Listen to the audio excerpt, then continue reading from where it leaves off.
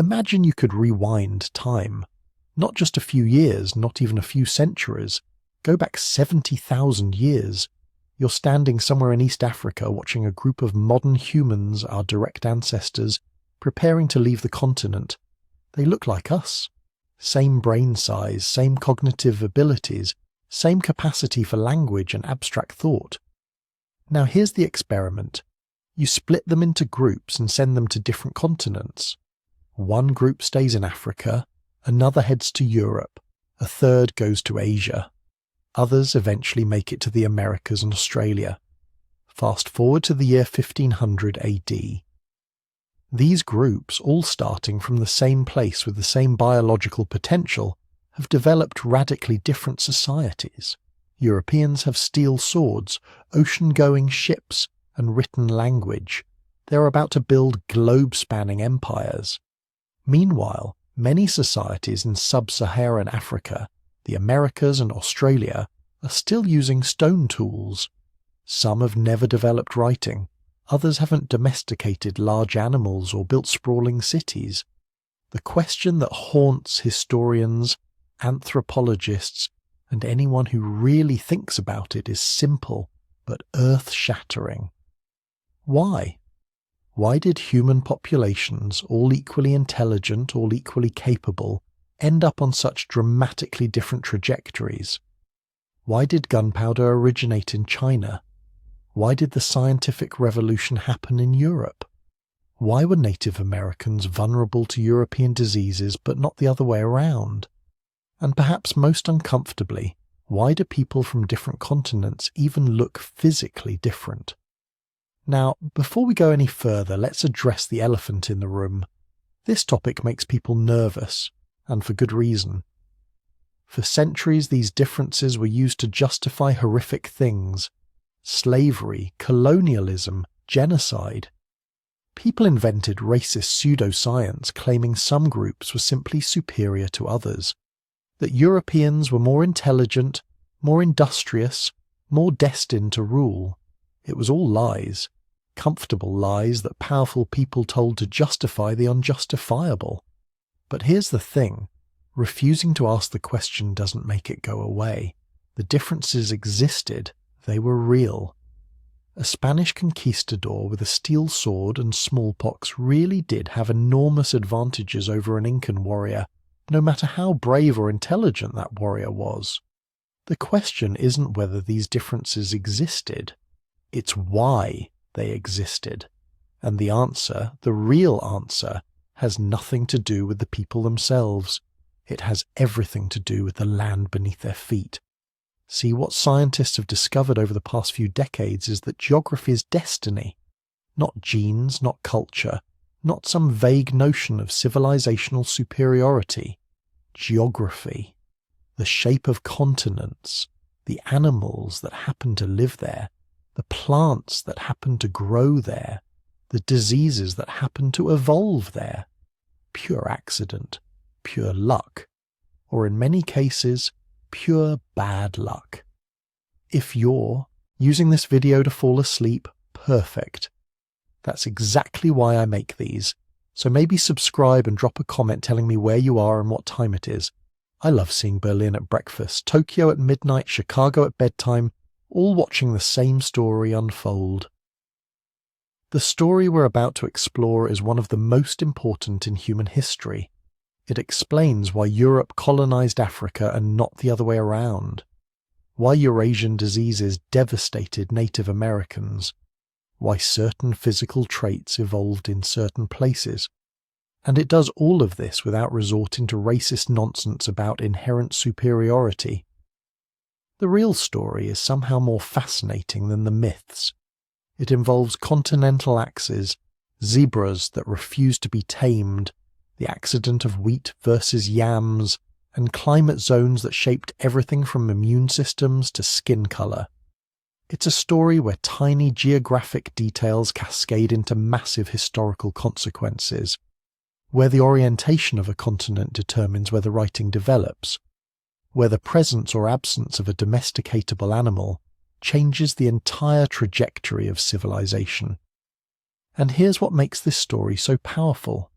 Understanding it doesn't just explain the past, it explains the present, why global inequality exists, why certain regions are wealthy and others aren't, why your ancestors look the way they did, why you look the way you do. Most importantly, it reveals something profound about human nature. When you control for geography, when you account for the environmental circumstances, there are no superior peoples. There never were. What looked like evidence of superiority was actually just evidence of geographic luck. Europeans weren't smarter than Africans or Native Americans. They just happened to live on a continent with better starting conditions for developing certain technologies. Think about that for a second. Everything we think we know about why the world looks the way it does, most of it is wrong. The real story has been hiding in plain sight for thousands of years, written in the shape of continents and the distribution of wild plants. Over the next few hours, we're going to unpack this mystery piece by piece. We'll start where humanity started, in Africa. We'll explore why some continents gave their inhabitants massive advantages while others didn't. We'll talk about why you can't ride a zebra but you can ride a horse, and why that matters more than you'd ever imagine. We'll examine how disease-shaped empires and how climate-shaped bodies. By the end, you'll see human history in a completely different light. Not as a story of superior and inferior peoples, but as a story of luck, geography, and the compound interest of small advantages over thousands of years. The question that changes everything isn't who was better, it's what was different about where they lived. Let's find out. Here's something that will completely reframe everything you think you know about human evolution. Every single person watching this video, whether you're European, Asian, Australian, or from anywhere else on Earth, had ancestors who lived in Africa. Not some of your ancestors. All of them. This isn't speculation. This is genetic fact, written into every cell of your body. Around 300,000 years ago, the species we call Homo sapiens emerged in Africa. Not in one specific valley or cave, but probably across a network of populations scattered throughout the continent. Recent archaeological evidence suggests early Homo sapiens fossils from Morocco, Ethiopia, and South Africa, all dating to roughly the same period. This tells us something profound. From the very beginning, humanity was diverse, spread out, adapting to different environments within Africa itself. And here's where it gets really interesting. Africa isn't just where humanity began. It's where humanity remained the most diverse. If you took a random group of 100 people from a single African village and measured their genetic diversity, you'd find more genetic variation within that one village than you'd find in all of Europe, all of Asia, and all of the Americas combined. More diversity in 100 people than in billions spread across 3 continents. Think about that for a moment. Let it sink in. This isn't because Africans are somehow different from everyone else. It's because everyone else is a subset of African diversity. A small splinter group that left, carrying only a fraction of humanity's total genetic variation with them. It's like taking a handful of coins from a treasure chest. That handful might contain a few different types of coins, but the chest still contains the full collection. For hundreds of thousands of years, Africa was where all the action happened, where humans developed every fundamental skill that would eventually let us dominate the planet. The earliest sophisticated stone tools, Africa, archaeological sites in Kenya and Ethiopia, show humans crafting complex tools 320,000 years ago. Not just sharp rocks for cutting, but carefully designed implements for specific tasks, scrapers for processing hides, points for hunting, blades for butchering. Each tool required planning, abstract thinking, the ability to envision a finished product before beginning work. The first art, Africa, ochre pigments ground up and probably used for body decoration dating back at least 100,000 years. carved patterns on ostrich eggshells, beads made from shells and carried hundreds of miles inland, suggesting trade networks and symbolic thinking. The origins of language? Almost certainly Africa. While language doesn't fossilise, the archaeological evidence for complex social organisation, long-distance trade, and sophisticated tool-making all point to people who could communicate detailed information effectively. And by the way, I'd love to know where you're watching this from and what time it is in your corner of the world. Drop a comment and let me know. Are you settling in for sleep in Europe? Just waking up in Australia? Let's see how far across the globe this story reaches. For 250,000 years, human populations in Africa were innovating, adapting, developing the cognitive and cultural toolkit that defines our species. Different groups specialized in different environments. Some became expert fishermen along coastal regions. Others mastered hunting in savanna grasslands. Still others learned to survive in marginal environments where resources were scarce and competition was fierce. This environmental diversity within Africa created evolutionary pressure for adaptability itself. African humans couldn't specialize too narrowly because the climate was constantly shifting. What worked during a wet period might be useless during a drought. Groups that could innovate quickly, that could share knowledge and adapt to new conditions, those were the groups that survived. This is why modern humans are so cognitively flexible compared to other species. We're not adapted to one specific environment, we're adapted to adaptation itself. And that happened in Africa, over hundreds of thousands of years of climate variability and environmental challenge. Then, around 70,000 to 80,000 years ago, something changed. A small group of humans, maybe just a few hundred individuals, crossed from northeast Africa into the Arabian Peninsula. Why they left is still debated.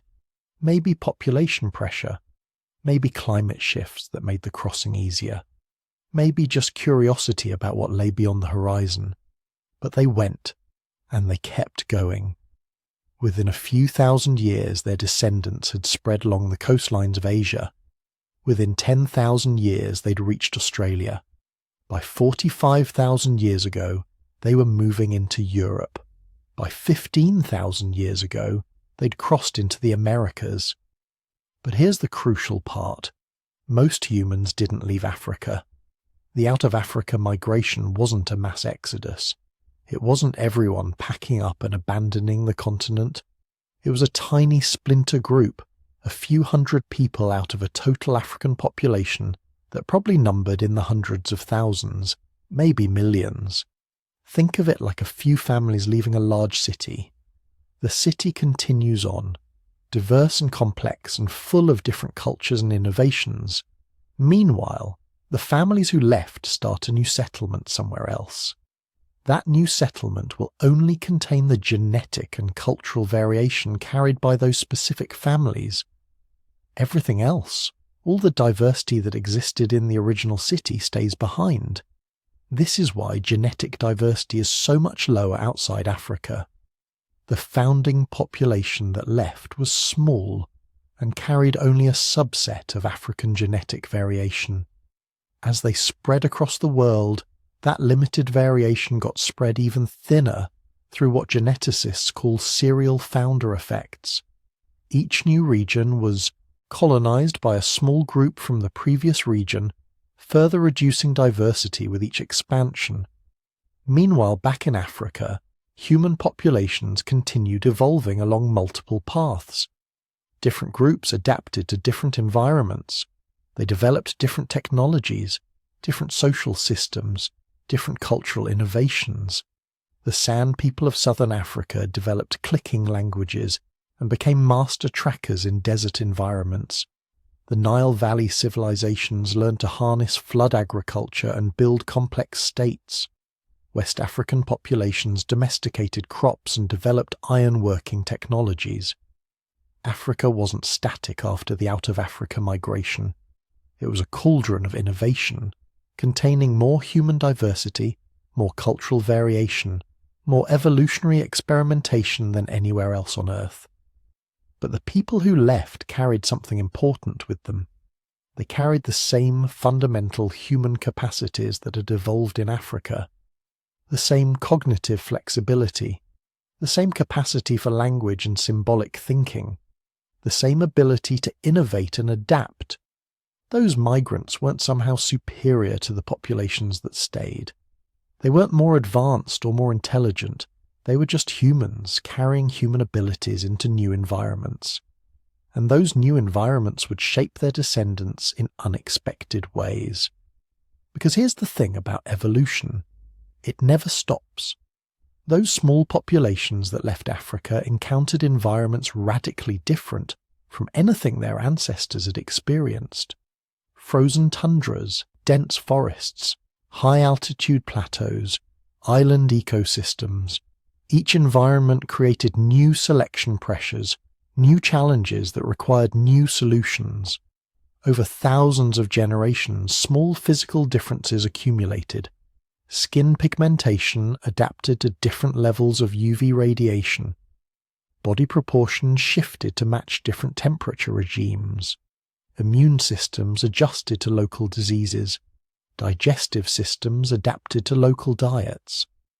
But these were all superficial changes, tweaks to the basic human template.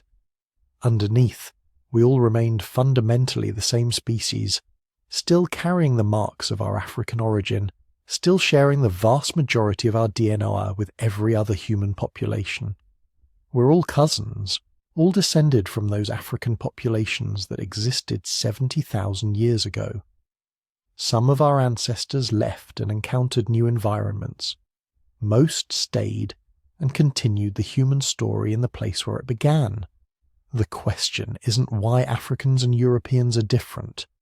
The question is why a small group of African migrants evolved slightly different physical traits after leaving the continent, while retaining all the fundamental characteristics that make us human. And to answer that question, we need to understand what those migrants encountered when they left. Because the world beyond Africa was about to present challenges unlike anything humans had faced before. Now, here's where things get really interesting.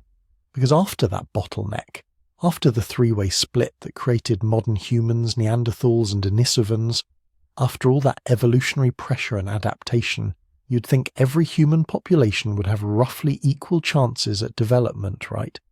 They all had the same basic genetic toolkit, the same cognitive abilities, the same capacity for innovation. But they didn't develop equally, not even close. And the reason has almost nothing to do with the people themselves and everything to do with the ground they were standing on. Picture two farmers, both equally intelligent, equally hard-working, equally motivated. Give one of them rich, flat soil with reliable rainfall and easy access to rivers. Give the other rocky, mountainous terrain with unpredictable weather and no navigable waterways. Come back in 1,000 years. Whose descendants do you think will have larger, more complex civilizations? The answer is obvious. But for most of human history, we got the explanation backwards. We looked at the differences in outcomes and assumed they reflected differences in the people. We invented elaborate theory about racial superiority, cultural advantages, even divine favor, all to explain something that was actually much simpler and much more random. Geography. Pure, blind, accidental geography. In the 1990s, a scientist named Jared Diamond noticed something that should have been obvious but somehow wasn't. He looked at a map of the world and realized that the continents don't just differ in size and location. They differ in something far more fundamental, their orientation. Eurasia, that massive landmass stretching from Portugal to Korea, from the Arctic to the Indian Ocean, it runs east to west. It's long and wide, covering roughly similar latitudes across its entire span. Africa, on the other hand, runs north to south. It's tall and narrow, stretching from Mediterranean climates through tropical zones to temperate regions at the southern tip. Why does this matter? Because latitude determines climate, and climate determines what you can grow, what animals can survive, what technologies work. When a continent runs east to west, innovations can spread easily. A farmer in Turkey discovers that wheat grows well in their climate. That same wheat will probably grow just fine in Italy, or France, or China, because they're all at roughly the same latitude, with similar temperatures and seasonal patterns. But when a continent runs north to south, that same innovation hits walls. A crop that thrives in Mediterranean North Africa probably won't survive in the tropical rainforests of Central Africa. A farming technique developed in temperate South Africa won't necessarily work in the Sahel. You have to reinvent everything, adapt everything, essentially start from scratch as you move between climate zones. This is the axis theory, and once you see it, you can't unsee it. Eurasia, with its east-west orientation, was essentially one giant highway for ideas, crops, animals, and technologies. A breakthrough in the Middle East could reach China. A domesticated animal from the Asian steppes could end up in Europe. Knowledge moved like water flowing downhill, following the path of least resistance across similar environments. Africa didn't have that advantage. The Sahara Desert, the largest hot desert on Earth, cuts the continent almost in half. It's not just big, it's hostile, expanding and contracting with climate cycles, but always presenting a massive barrier to movement. For most of human history, crossing the Sahara was incredibly dangerous. Caravans needed specialized knowledge, specific animals, and extensive preparation. Many didn't make it, but even without the Sahara, Africa's geography creates challenges. Below the desert, you hit the Sahel, a semi-arid transition zone. Below that, tropical savannas. Then equatorial rainforests, hot, humid, dense with vegetation and disease. Then more savanna, then subtropical zones. Finally, temperate regions at the southern tip. Each zone has different rainfall patterns, different soils, different diseases, different everything. An innovation that works in one zone might be completely useless in the next. The cassava that feeds millions in tropical regions won't grow in the Mediterranean north. The wheat that thrives in temperate zones can't handle equatorial heat. You can't just take your farming knowledge and move it 500 miles south. You have to adapt, experiment, sometimes start completely over. Compare this to someone living in, say, ancient Mesopotamia. They develop wheat agriculture. Within a few centuries, that wheat is growing in Egypt, Anatolia, Greece, Iran, eventually making it to Europe, India, and China. Same crop, spreading across thousands of miles because the latitudes are similar enough that the plant doesn't care where it's growing. Or take horses, domesticated somewhere on the Eurasian steppes around 4000 BCE. Within 2,000 years, horses have spread from Spain to China. They revolutionized transportation, warfare, agriculture everywhere they go. Not because Eurasian people were smarter or more innovative, but because horses could survive and thrive across the entire temperate band of Eurasia. The climate was similar enough that the same animal, bred for the same purposes, worked everywhere. Africa had zebras, and zebras, despite thousands of years of attempts, were never successfully domesticated. Not because Africans weren't trying hard enough, but because zebras are fundamentally different animals with different temperaments. But even if they had been domesticable, getting them to spread across Africa would have been a nightmare. Zebras adapted to savanna climates wouldn't necessarily thrive in tropical forests or Mediterranean regions. Then there are the rivers. Rivers are civilization's highways, especially before roads and railroads. They move. Goods connect communities, enable trade. Eurasia is crisscrossed with navigable rivers. The Danube, the Rhine, the Volga, the Yellow River, the Yangtze, the Ganges. These rivers and their tributaries create vast networks where boats can move people, goods, and ideas across thousands of miles. Africa has rivers too.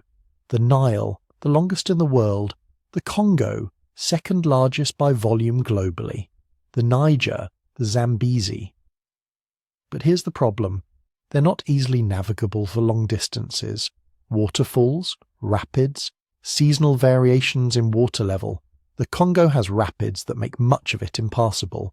The Zambezi has Victoria Falls. The Nile has multiple cataracts that interrupt navigation.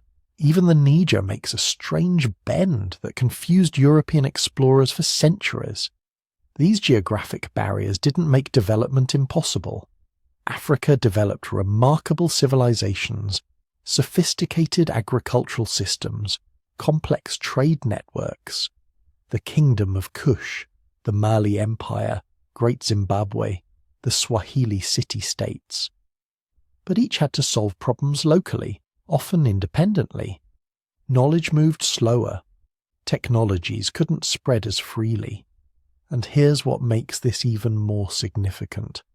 Isolation is a double-edged sword. On one hand, it protects. Diseases that devastate one region might never reach another. Invasions that destroy one kingdom leave others untouched. Isolated populations can develop unique innovations suited to their specific environments. But isolation also limits. When farmers in Mesopotamia developed the plough, it spread across Eurasia within centuries. When metalworking techniques improved in Anatolia, they reached Europe and Asia within generations. Every innovation became available to vast populations, each of which could refine it, improve it, adapt it. Progress compounded. In Africa, innovations often stayed local longer. Not because people were less creative or less communicative, but because moving ideas between radically different climate zones is harder. A farming technique that works in the Ethiopian highlands might need complete redesign for the West African rainforest. By the time you've adapted it, someone else might have invented something completely different for their environment. The coastlines matter too. Europe has an incredibly convoluted coastline with countless natural harbours, peninsulas and islands. This encouraged maritime trade from early in human history. The Mediterranean connected dozens of civilizations, creating a vast network of exchange. The Atlantic coast, the North Sea, the Baltic, all fostered seafaring traditions and trade networks. Africa's coastline, relative to its size, is remarkably smooth. Fewer natural harbours, fewer protected bays. Much of the coast is surf-pounded beach, difficult to approach safely in primitive boats. There are exceptions: the Red Sea coast, the Swahili coast where maritime trade with Asia flourished. But overall, Africa's geography didn't encourage the same maritime connections that developed around Europe and Asia. None of this means development was predetermined or that some continents were doomed and others destined for success. It means the playing field wasn't level. Some regions had geographic advantages that accelerated certain types of development. Other regions faced geographic challenges that required different solutions, often more innovative solutions, but solutions that didn't necessarily lead to the same outcomes. Think about it like this. You're playing a video game where resources and technology spread faster in some directions than others. In some parts of the map, every innovation you discover instantly becomes available to neighbouring players, and theirs become available to you. In other parts, you're mostly on your own, solving problems independently. Both groups might be equally skilled, but after 1,000 turns, the group with easier sharing will probably have accumulated more total innovations, simply because they're benefiting from a larger network of contributors. That's essentially what happened in human history. Eurasian civilizations could pool innovations across vast areas. African civilizations often had to innovate in smaller, more isolated networks. Neither group was smarter or more capable. They were just playing on different difficulty settings. And here's the really crucial part. These differences weren't obvious to people living through them. A farmer in ancient Egypt didn't think, well, if only we had an east-west continental orientation. A chief in ancient West Africa didn't realize that navigable rivers were giving some distant civilization thousands of miles away a development advantage. They just dealt with their local reality, solved their local problems, built their local societies. But over centuries and millennia, these small geographic advantages and disadvantages compounded. They created different population densities, different agricultural surpluses, different capacities for supporting non-farming specialists, different rates of technological innovation, not because of anything inherent in the people, but because of the ground they were standing on and the ease with which they could connect with other groups facing similar challenges. The geography lottery. It's random, it's powerful, and for most of human history it was invisible. But once you see it, everything else starts making sense. Here's a puzzle that explains more about world history than almost anything else. Take two animals. Both are large, powerful, striped equines. Both live in herds. Both have been around for millions of years. One of them, the horse, became humanity's most important partner, revolutionizing agriculture, warfare, and transportation. The other, the zebra, despite thousands of years of human effort, was never successfully domesticated. Not by the ancient Egyptians, not by the Romans, not by anyone. Why? Because zebras are, to put it simply, terrible. They bite and don't let go. They have a ducking reflex that makes them nearly impossible to lasso. They get more aggressive as they get older, not more docile. And unlike horses, which have clear herd hierarchies that humans can exploit, zebras have egalitarian social structures. There's no lead zebra to control, no dominance pattern to hijack. They're essentially 500-pound sociopaths with hooves. But here's what makes this more than just an interesting animal fact. This difference, this accident of evolutionary biology, helped shape the entire trajectory of human civilization. The continents where humans evolved didn't just differ in their geography or climate. They differed fundamentally in something far more important, the animals that lived there, and specifically which of those animals could be domesticated. In the entire history of humanity, across all continents and all cultures, only 14 species of large mammals were ever successfully domesticated. 14. Out of hundreds of large mammal species that humans encountered. That's a success rate of less than 5%, and those 14 species weren't distributed evenly across the world. 13 of them were found in Eurasia. 1, the llama, in South America. Africa, despite having the most spectacular collection of large mammals on Earth, contributed exactly 0 to humanity's domesticated animal portfolio. Think about what Eurasia had. Horses for transportation and warfare, cattle for ploughing, milk and meat, pigs for converting waste into protein, sheep and goats for wool, milk and meat, water buffalo for rice paddies, camels for desert transportation, even chickens, which gave you eggs and meat with minimal resources. This wasn't just good luck. This was the biological equivalent of winning the lottery multiple times. Each of these animals provided something unique and essential, but more importantly, they could all be domesticated using the same basic principle. Find the dominant animal in the herd, control it, and the rest follow. Now look at Africa. Lions? Absolutely not. Leopards? Good luck. Elephants? African elephants, unlike their Asian cousins, were never truly domesticated. They've been tamed, trained for specific tasks, but never bred in captivity in a systematic way. They don't have the right social structure. Cape buffalo, notoriously aggressive, killed more hunters than any other African animal. Hippos? 3,000 pounds of territorial rage that kills more people annually than any other large African animal. And zebras, which look so tantalizingly similar to horses that humans kept trying to domesticate them for thousands of years, never submitted.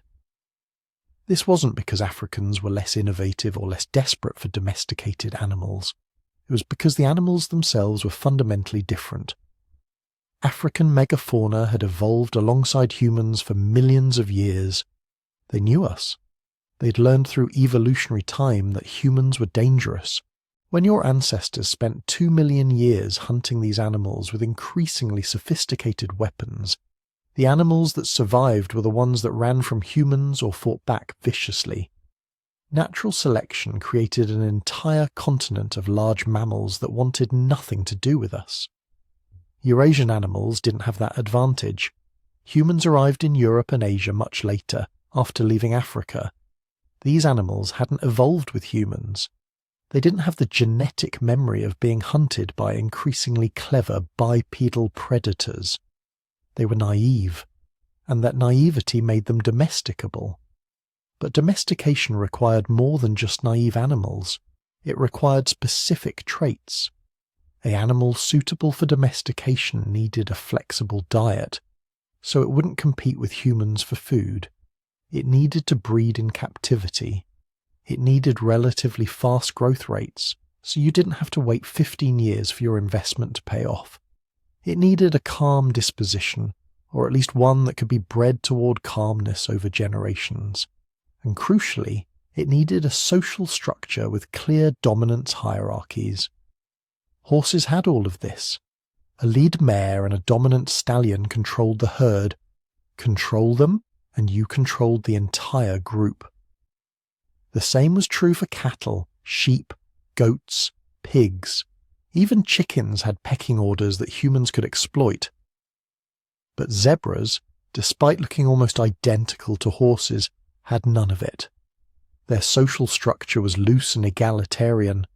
Their disposition remained aggressive even after generations of attempted breeding. Their flight response was so hardwired that even hand-raised zebras would bolt unpredictably. The ancient Egyptians tried. They really tried. Wall paintings show zebras being led on ropes, but led is all they ever were. Never ridden systematically, never used for ploughing. The Romans, who successfully imported and trained African elephants for warfare, couldn't crack the zebra problem. In the 1800s, European colonial administrators tried again, thinking modern techniques would succeed where ancient methods failed. They failed too. There's a famous photograph of a zebra pulling a carriage in colonial Africa, often cited as proof of domestication. What the photograph doesn't show is that this was a publicity stunt involving one peculiarly docile individual. It wasn't replicable. It didn't represent a breakthrough. And this mattered. More than almost anything else. Because draft animals didn't just make farming easier, they revolutionized it completely. A farmer with an ox-drawn plough could cultivate 10 times as much land as a farmer working by hand. Maybe more. This meant surplus. Not just enough food to survive, but enough to support non-farmers, craftspeople, soldiers, priests, administrators, inventors. Civilization, in the form of cities and states and empires, requires agricultural surplus. An agricultural surplus, at the scale needed for true civilization, requires draft animals. Europe and Asia had them. Africa, for the most part, didn't. This wasn't a small disadvantage. This was foundational. When you can't plough efficiently, you can't generate the surplus needed to support specialized labor. When you can't transport goods efficiently, trade networks stay small and local. When you have no cavalry, warfare remains personal and small-scale rather than strategic and territorial. The entire trajectory of technological and social development bends toward different outcomes. But the animal question didn't stop at agriculture and transportation. It extended into something far more sinister. Disease. Every domesticated animal is a potential disease reservoir. Cattle gave humans measles and tuberculosis. Pigs gave us influenza. Horses gave us the common cold. Chickens gave us various flu strains. Living in close proximity with animals for thousands of years, Eurasian populations were constantly exposed to animal pathogens.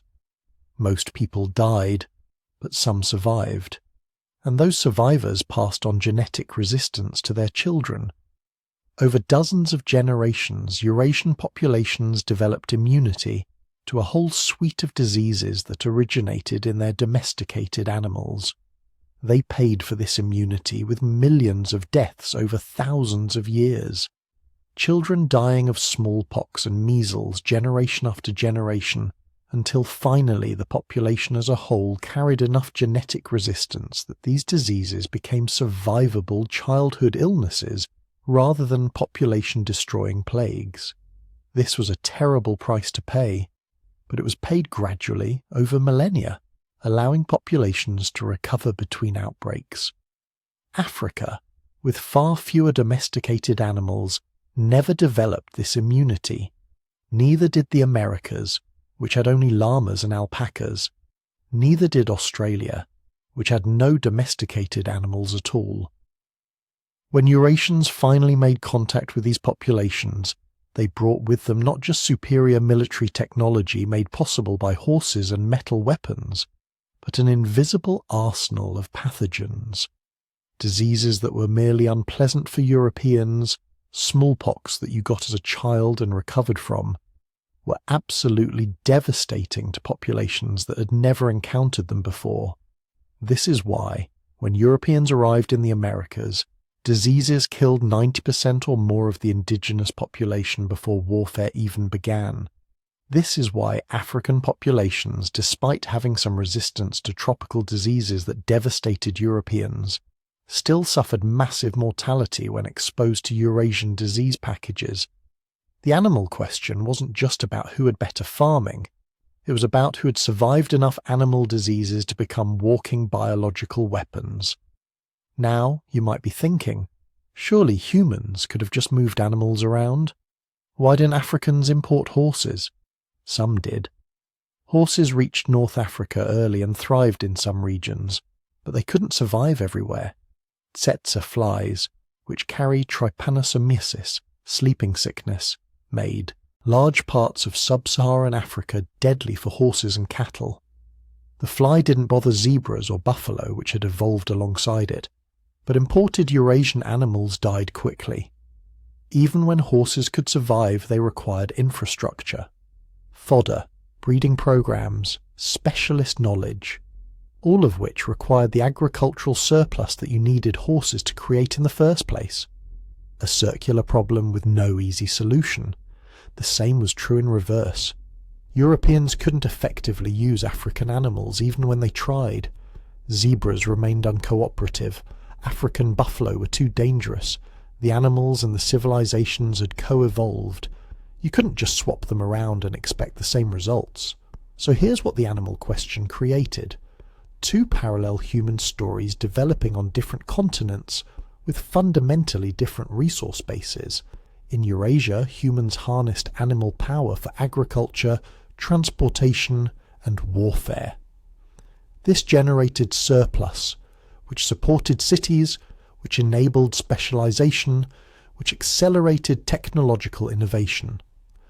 The compound interest of civilization kicked in. Each generation built on the last. Writing systems emerged to track agricultural surplus. Mathematical systems developed to calculate taxes and manage trade. Military technologies advanced rapidly when cavalry became central to warfare.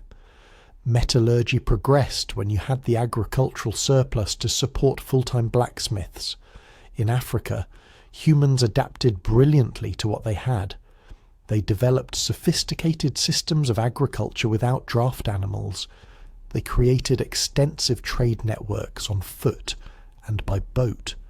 They built impressive states and kingdoms, but they were doing it with one hand tied behind their backs. Every achievement required more human labour, more time, more energy.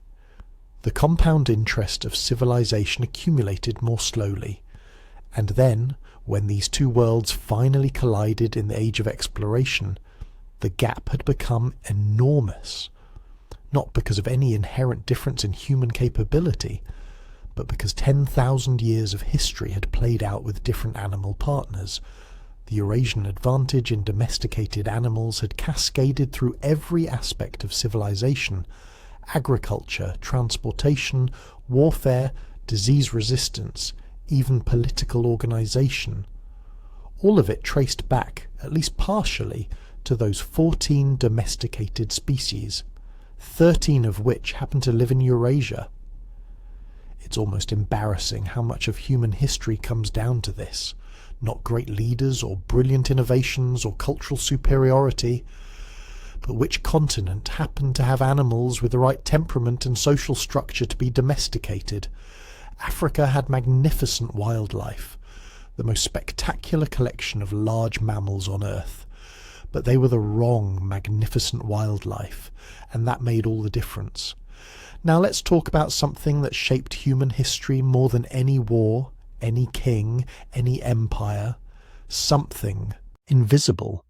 Something that operated at the scale of continents and millennia. Climate and disease.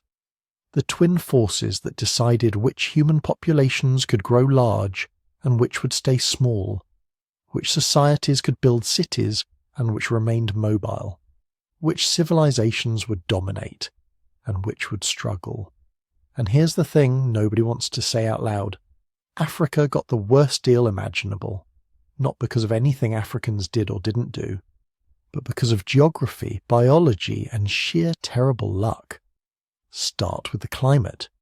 Europe sits roughly between 35 and 60 degrees north latitude, temperate zones, 4 distinct seasons, predictable rainfall patterns, winters cold enough to kill off many disease-carrying insects, but not so cold that agriculture becomes impossible.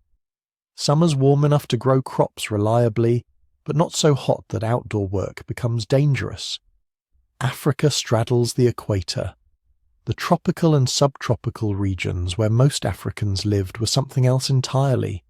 Year-round heat, humidity that could reach 90%, temperatures that regularly exceeded 35 degrees Celsius, 95 Fahrenheit.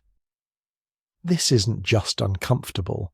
It fundamentally changes everything about how human societies can develop.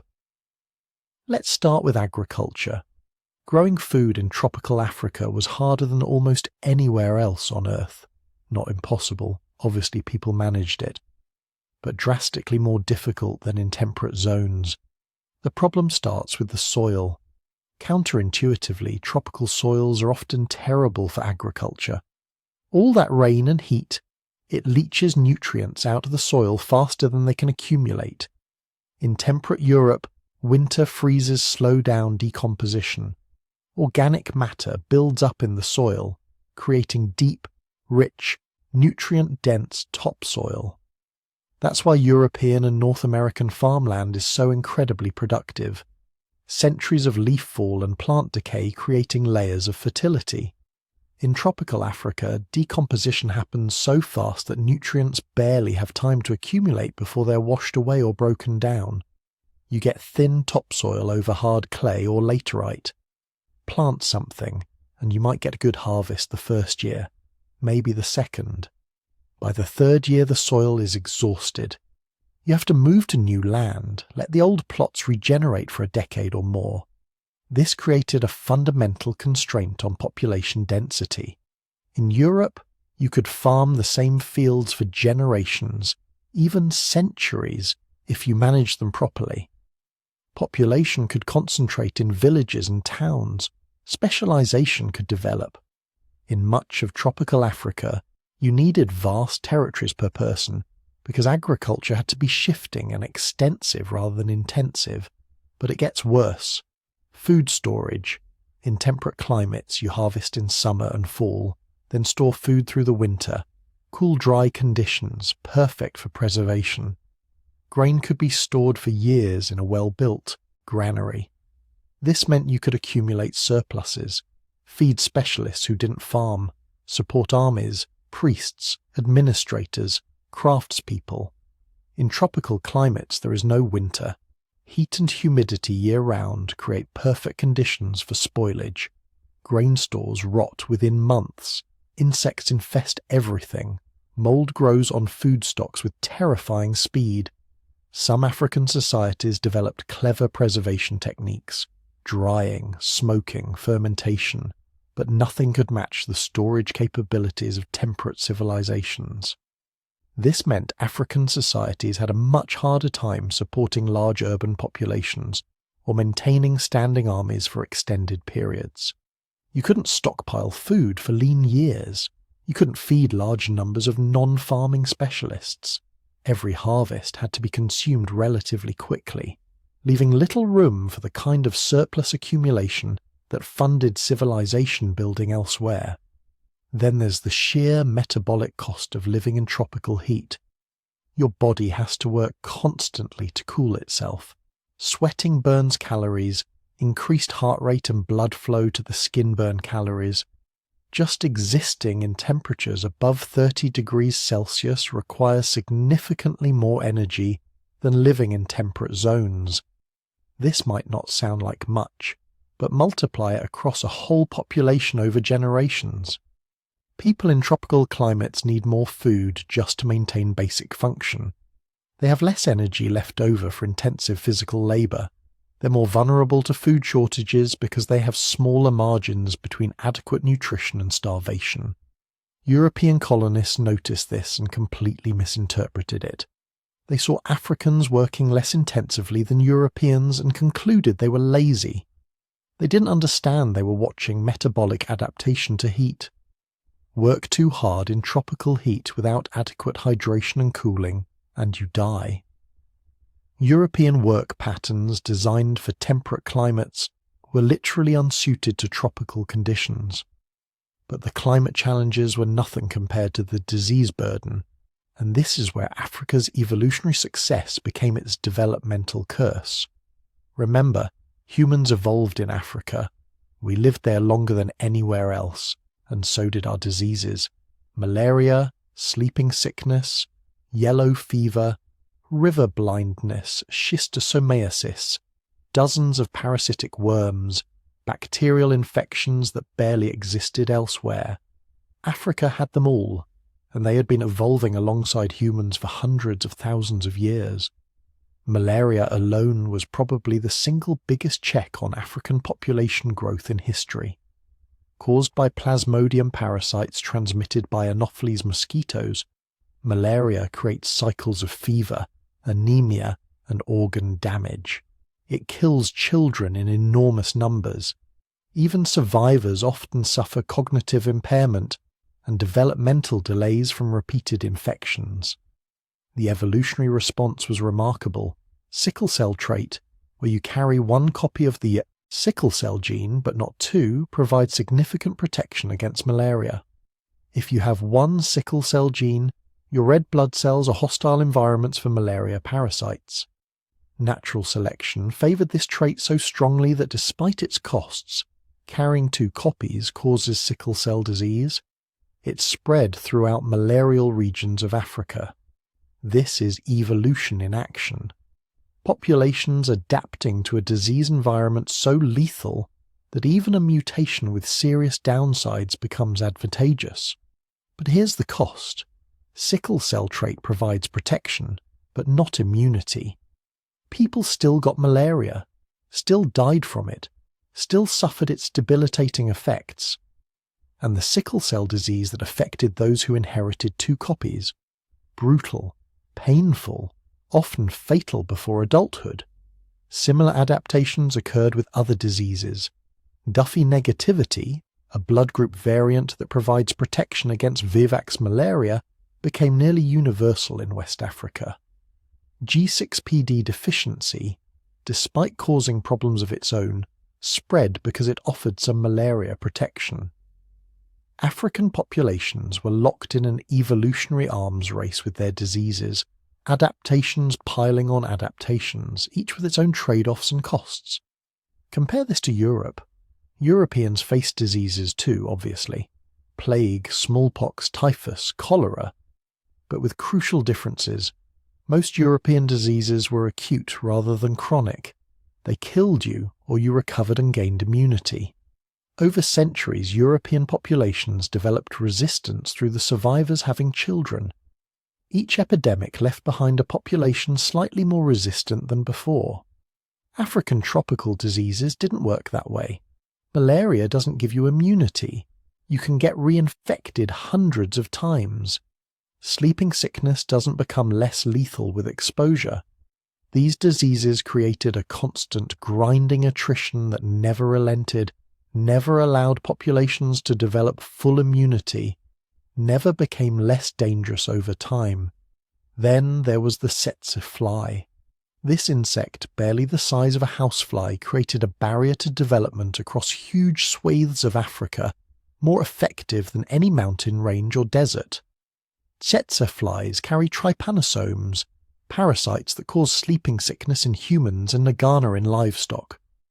And they made large areas of tropical Africa essentially uninhabitable for cattle, horses, and other domesticated animals.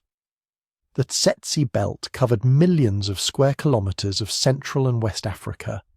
Any livestock brought into these areas died within months. This meant African societies in tsetse regions couldn't use draft animals for ploughing, couldn't use animals for transport, couldn't accumulate wealth in herds the way societies across Asia, Europe, and temperate Africa did. The agricultural implications were staggering. In Europe, a farmer with an ox-drawn plough could cultivate 10 times more land than someone using hand tools. Animal power was the difference between subsistence, agriculture, and surplus production. Without it, African farmers in tsetse regions were permanently limited to small plots worked by human muscle alone. The transport implications were equally severe. Without horses or oxen, moving goods required human porters. This made long-distance trade expensive and limited. It made military campaigns difficult because you couldn't move supplies efficiently. It created natural barriers to empire building and economic integration. Some African societies adapted brilliantly. West African peoples developed tsetse-resistant cattle breeds. East African pastoralists learned to live in borderlands between tsetse zones and grasslands, moving seasonally to avoid the flies. But these were workarounds for a problem that fundamentally didn't exist in most of Eurasia. And here's where it all compounds. Tropical climate makes agriculture harder, and food storage nearly impossible. Malaria and other diseases kill children and weaken adults. Tsetse flies prevent animal husbandry and transport across vast regions. Each problem makes the others worse. Low agricultural productivity means less surplus to buffer against disease. High disease burden means less labour for agriculture. Lack of transport animals means you can't compensate by trading for food from distant regions. Meanwhile, in temperate Eurasia, the opposite is happening. Good soils produce reliable surpluses. Effective food storage buffers bad years. Draft animals multiply agricultural productivity. Lower disease burden means more people survive to adulthood and contribute to society. Each advantage compounds the others. None of this made Africans less intelligent, less innovative, or less capable. The archaeological record shows African societies developing sophisticated technologies, complex political systems, impressive artistic traditions. But they were doing it while fighting with one hand tied behind their backs, actually both hands, and weights on their ankles, and someone constantly tripping them. The human populations that evolved in these challenging environments actually developed remarkable adaptations. Different body proportions for heat dissipation, more efficient sweating mechanisms, genetic variants that offered disease resistance. These were evolutionary innovations as impressive as any technology. But they were solutions to problems that temperate populations simply didn't face. By the time Europeans arrived in Africa with their guns and ships, they weren't encountering societies that had failed to develop. They were encountering societies that had been fighting a much harder battle for much longer. The difference in outcomes wasn't about capacity. It was about the invisible shapers of history, climate and disease, the forces that nobody controlled but that controlled everything. Here's something nobody tells you about the agricultural revolution. It wasn't one revolution. It was dozens of separate revolutions happening independently. Across the world, each one shaped by what was growing in the ground when people decided to stop wandering and start planting. And the crops made all the difference.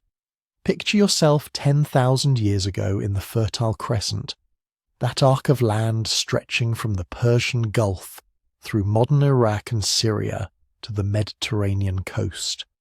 You're a hunter-gatherer considering a radical lifestyle change. You're thinking about staying in one place, planting seeds, waiting for harvest instead of following game animals and seasonal plants. Now look at what's growing around you. Wild wheat, wild barley, lentils, chickpeas, peas. These aren't just any plants. They're absolutely perfect for agriculture. The seeds are large, packed with calories and protein. They grow quickly, often producing a harvest within months. Most importantly, they're self-pollinating annuals. You don't need multiple plants to produce seeds. You don't need to wait years for a tree to mature. You plant in spring, harvest in summer, and the seeds store beautifully for months or even years without rotting. It's like finding an instruction manual for civilization just lying on the ground.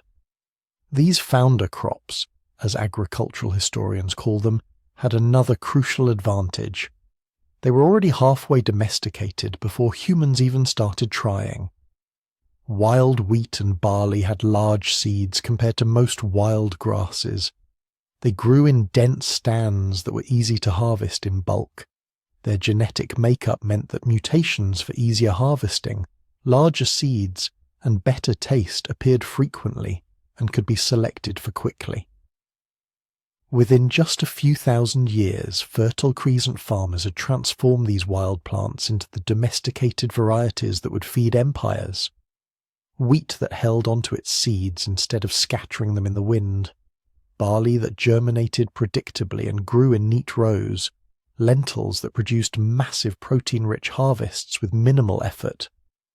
The numbers tell the story.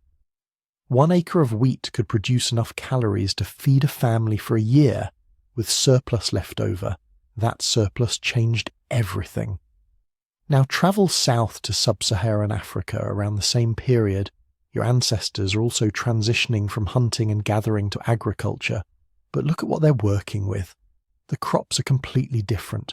Sorghum, pearl millet, African rice, yams, teff, coffee. These are impressive plants, incredibly well adapted to African conditions, resilient, drought-resistant, nutritious.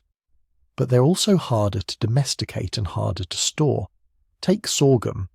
It's brilliantly suited to hot, dry conditions where wheat would shrivel and die. It can survive droughts that would devastate other crops. It produces nutritious grain that can be ground into flour. But wild sorghum is a nightmare to harvest. The seeds shatter easily, scattering before you can collect them. The plants grow irregularly, making systematic farming difficult, and domesticating it required selecting for dozens of traits simultaneously, a process that took thousands of years longer than wheat domestication. African rice, independently domesticated in the Niger River Delta, faced similar challenges. It was incredibly productive in wetland environments, but it required precise water management and grew best in specific ecological niches. You couldn't just plant it anywhere and expect results. Yams presented different problems. They're tubers, not grains, which means they provide plenty of calories but don't store as easily. A bag of wheat seeds can sit in a dry warehouse for years. Yams start sprouting or rotting within months. This makes long-distance trade harder and surplus accumulation more difficult. And here's the thing that really matters. It's not that African crops were inferior. In their environments, they were often superior. Sorghum and millet could grow in conditions that would kill wheat. Yams provided more calories per acre than most grain crops. African rice was perfectly adapted to the continent's river systems, but they didn't provide the same economic and social opportunities as the Fertile Crescent founder crops. Let's talk about what surplus food actually means for a society. When your farmers produce more food than they need to survive, magical things become possible. Not everyone has to farm anymore. In the Fertile Crescent and later across Eurasia, that wheat and barley surplus created a new kind of human being, the specialist. The person who didn't farm at all but instead spent their days doing something else, making pottery, working metal, building houses, keeping records, organizing trade, leading armies, interpreting the will of the gods. This wasn't luxury. This was the foundation of complex civilization.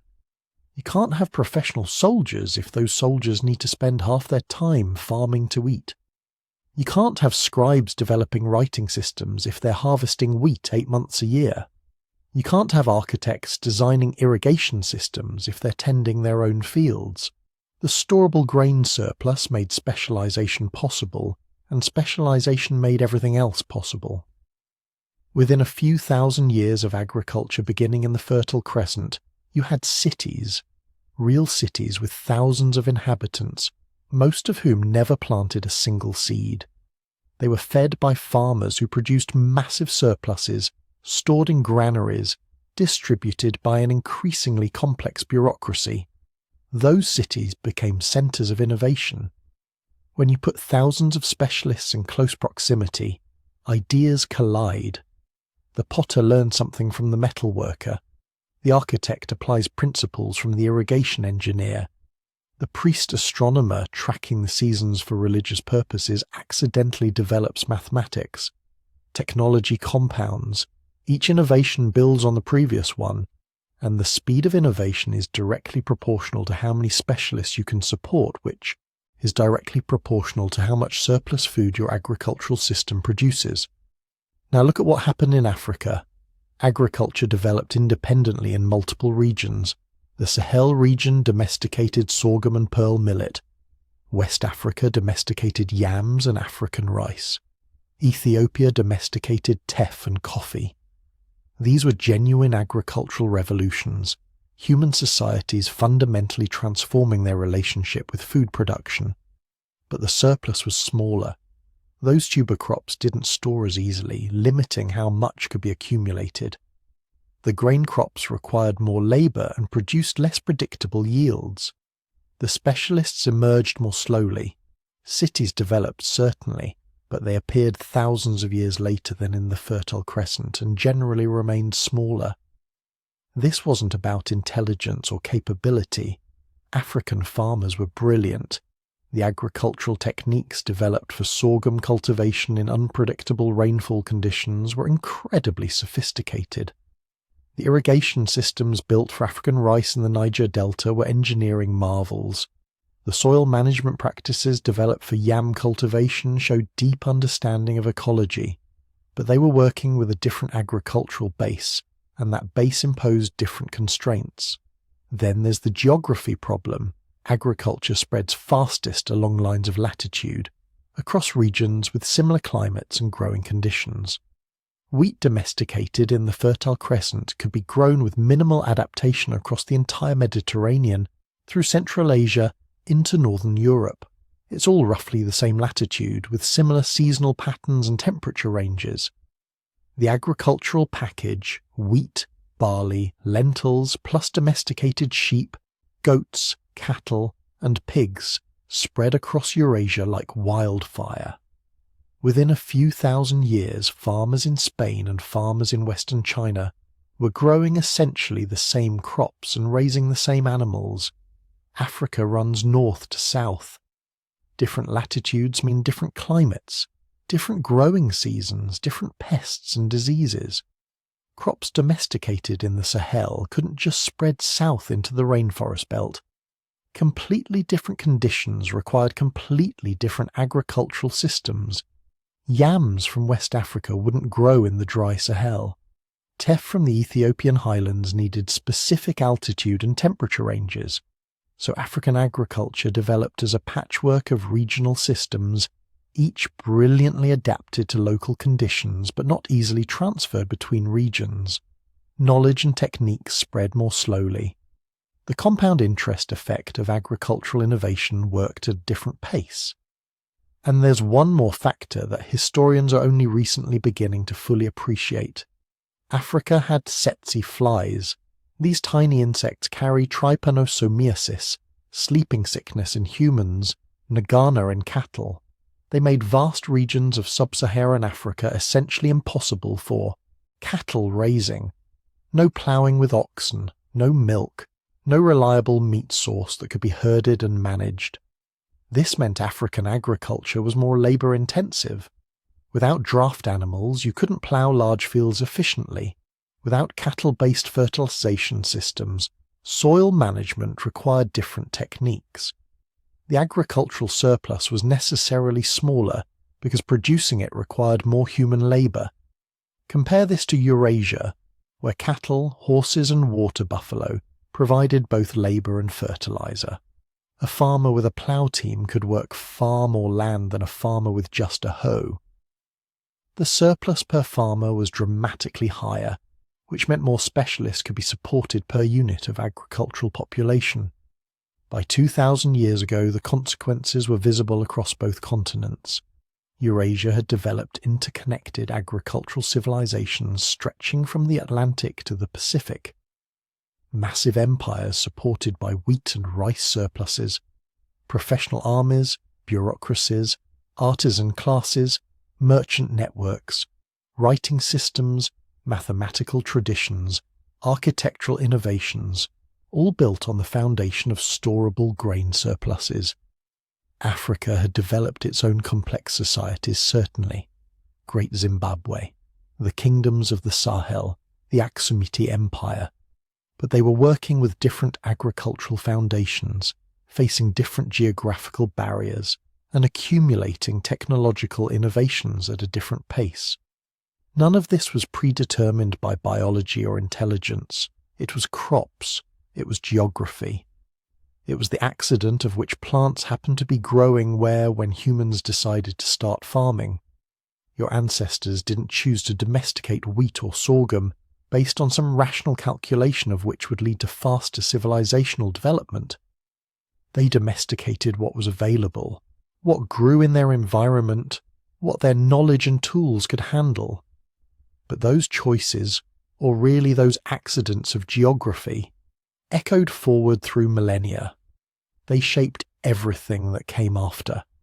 The speed of technological development, the size of cities, the complexity of political systems, the capacity to support professional armies and bureaucracies, different crops created different destinies, not better or worse, just profoundly different. And those differences were compounding decade by decade, century by century, creating the divergent historical trajectories that would define continents for thousands of years. But the story of agriculture was just beginning.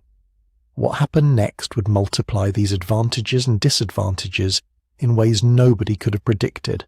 So humans had figured out agriculture. They domesticated animals, developed tools, built villages. But here's where things get really interesting. Because what happened next wasn't the same everywhere. Not even close. Around the world, human societies were taking wildly different paths toward complexity. Some built massive empires that ruled millions. Others remained in smaller, more distributed political structures. And for centuries, historians looked at this divergence and drew exactly the wrong conclusions. They assumed the societies that built big, centralized states were somehow more advanced, more intelligent, more civilized. They were wrong. What actually happened was that geography, disease, and sheer random chance created conditions where certain types of political organization became advantageous. And in many cases, the societies that didn't build massive empires weren't failing to innovate. They were actively choosing organizational structures that made more sense for their specific environments. But let's start with what actually did develop, because the historical record has been wildly distorted. When most people think of ancient empires, they think of Rome, Greece, Persia, China, maybe Egypt if they're historically literate. But Africa had empires that would have made Roman emperors jealous. Empires that most history textbooks somehow forget to mention. The Mali Empire at its peak in the 14th century controlled more territory than Western Europe. More importantly, it controlled the trans-Saharan gold trade, making it possibly the wealthiest state on earth. When Mansa Musa, the Emperor of Mali, made his pilgrimage to Mecca in 1324, he brought so much gold that he accidentally crashed the Egyptian economy. He gave away so much gold in Cairo that it devalued the metal for a generation. Think about that. A single African ruler carried enough wealth to destabilize the economy of one of the world's most sophisticated trading centers. This wasn't some minor chiefdom. This was a superpower. The Songhai Empire that followed Mali was even larger, stretching across West Africa and controlling key trade routes that connected sub-Saharan Africa to the Mediterranean and beyond. Its capital, Timbuktu, wasn't just a trading centre. It was one of the world's great universities, with libraries containing hundreds of thousands of manuscripts on mathematics, astronomy, medicine, and philosophy. In southern Africa, the Kingdom of Great Zimbabwe built stone cities without mortar, structures so impressive that early European archaeologists literally couldn't believe Africans had constructed them. They invented elaborate theories about lost white civilizations rather than accept the obvious evidence that African engineers had mastered sophisticated construction techniques. In East Africa, the Kingdom of Axum was a major trading power from the 1st to 8th centuries, minting its own currency and maintaining diplomatic relations with Rome and Persia. It was one of the first major kingdoms to officially adopt Christianity, and its influence shaped the entire region's development, and of course, Egypt. Ancient Egypt wasn't separate from Africa, despite how it's often taught. It was an African civilization, built by African people, that dominated the Mediterranean world for 3,000 years.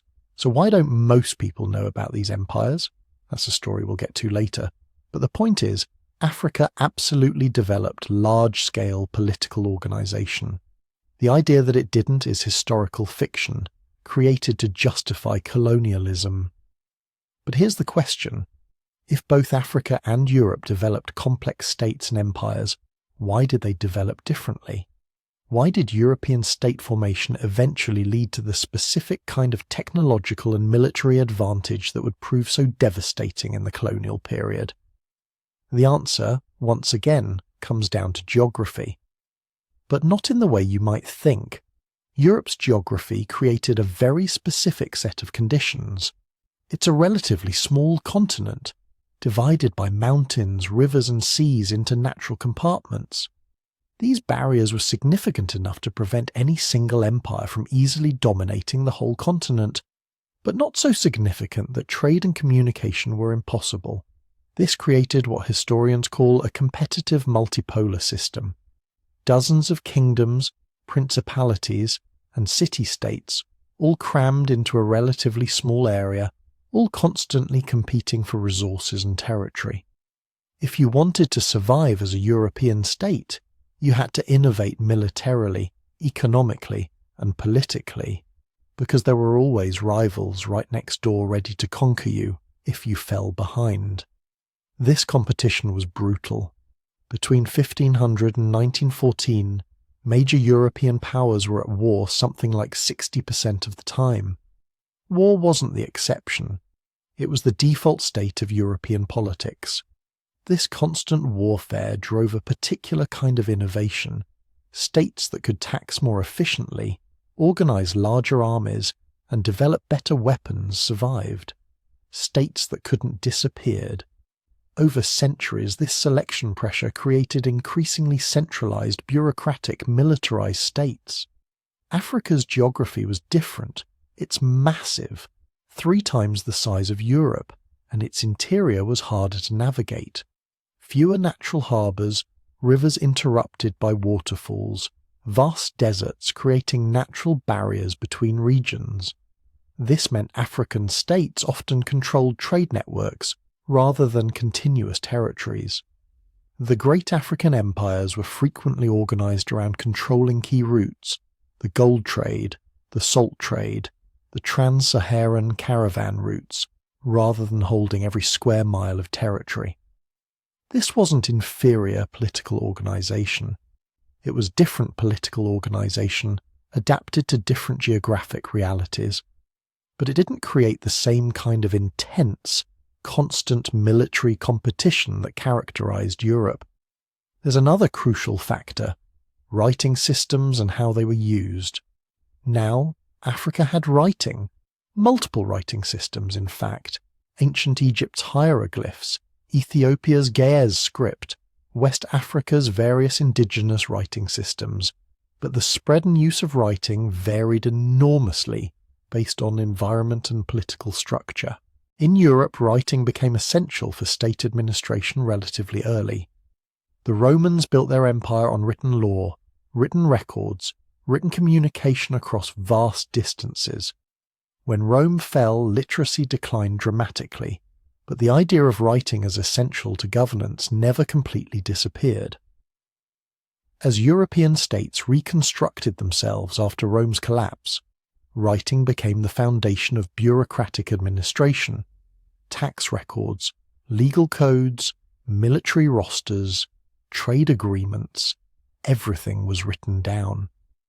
This created a kind of institutional memory. Knowledge could accumulate across generations even when individual rulers were incompetent. More importantly, Europe's printing revolution in the 1450s created exponential acceleration. Suddenly knowledge could be duplicated and distributed at unprecedented scale. A discovery made in Venice could be known in London within weeks. This created a kind of knowledge network effect.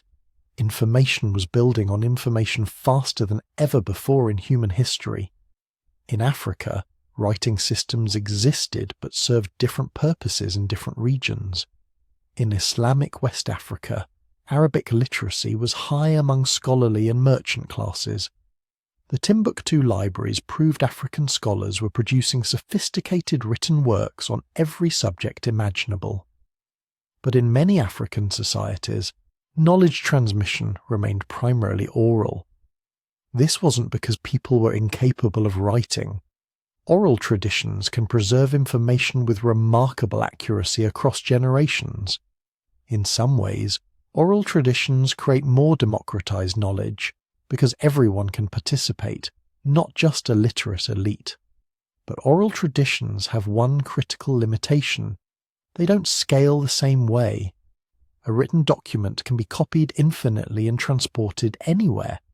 An oral tradition requires person-to-person transmission. It's more intimate, more personal, but slower to spread across large populations and great distances. This affected how quickly certain types of knowledge could accumulate and compound.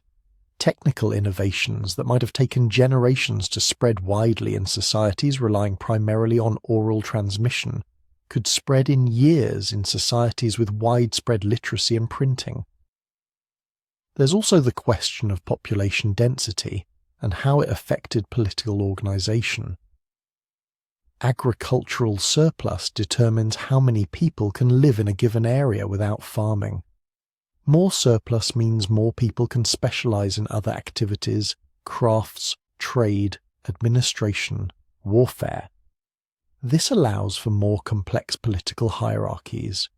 Europe's domesticated animals and relatively productive grain agriculture supported high population densities in many regions. This meant states could extract taxes from large populations, support professional armies, and fund elaborate administrative bureaucracies. Parts of Africa achieved similar population densities: the West African empires, the Ethiopian, Highlands, the Great Lakes region. These areas developed comparable political complexity. but vast regions of Africa, particularly central and southern areas, had lower population densities due to disease burden, less productive indigenous crops, and environmental challenges. In these regions, large centralized states were often less advantageous than smaller, more flexible political structures. This doesn't mean these societies were less sophisticated. They were optimized for different conditions. A small mobile group can survive environmental shocks that would devastate a large settled population. Decentralized authority can be more resilient than centralized power when external threats are unpredictable. European observers arriving centuries later saw this decentralization and assumed it represented primitive political organization. They missed the point entirely. These were adaptive strategies, not failed attempts at empire building. And here's something that rarely gets discussed. Different concepts of wealth and power.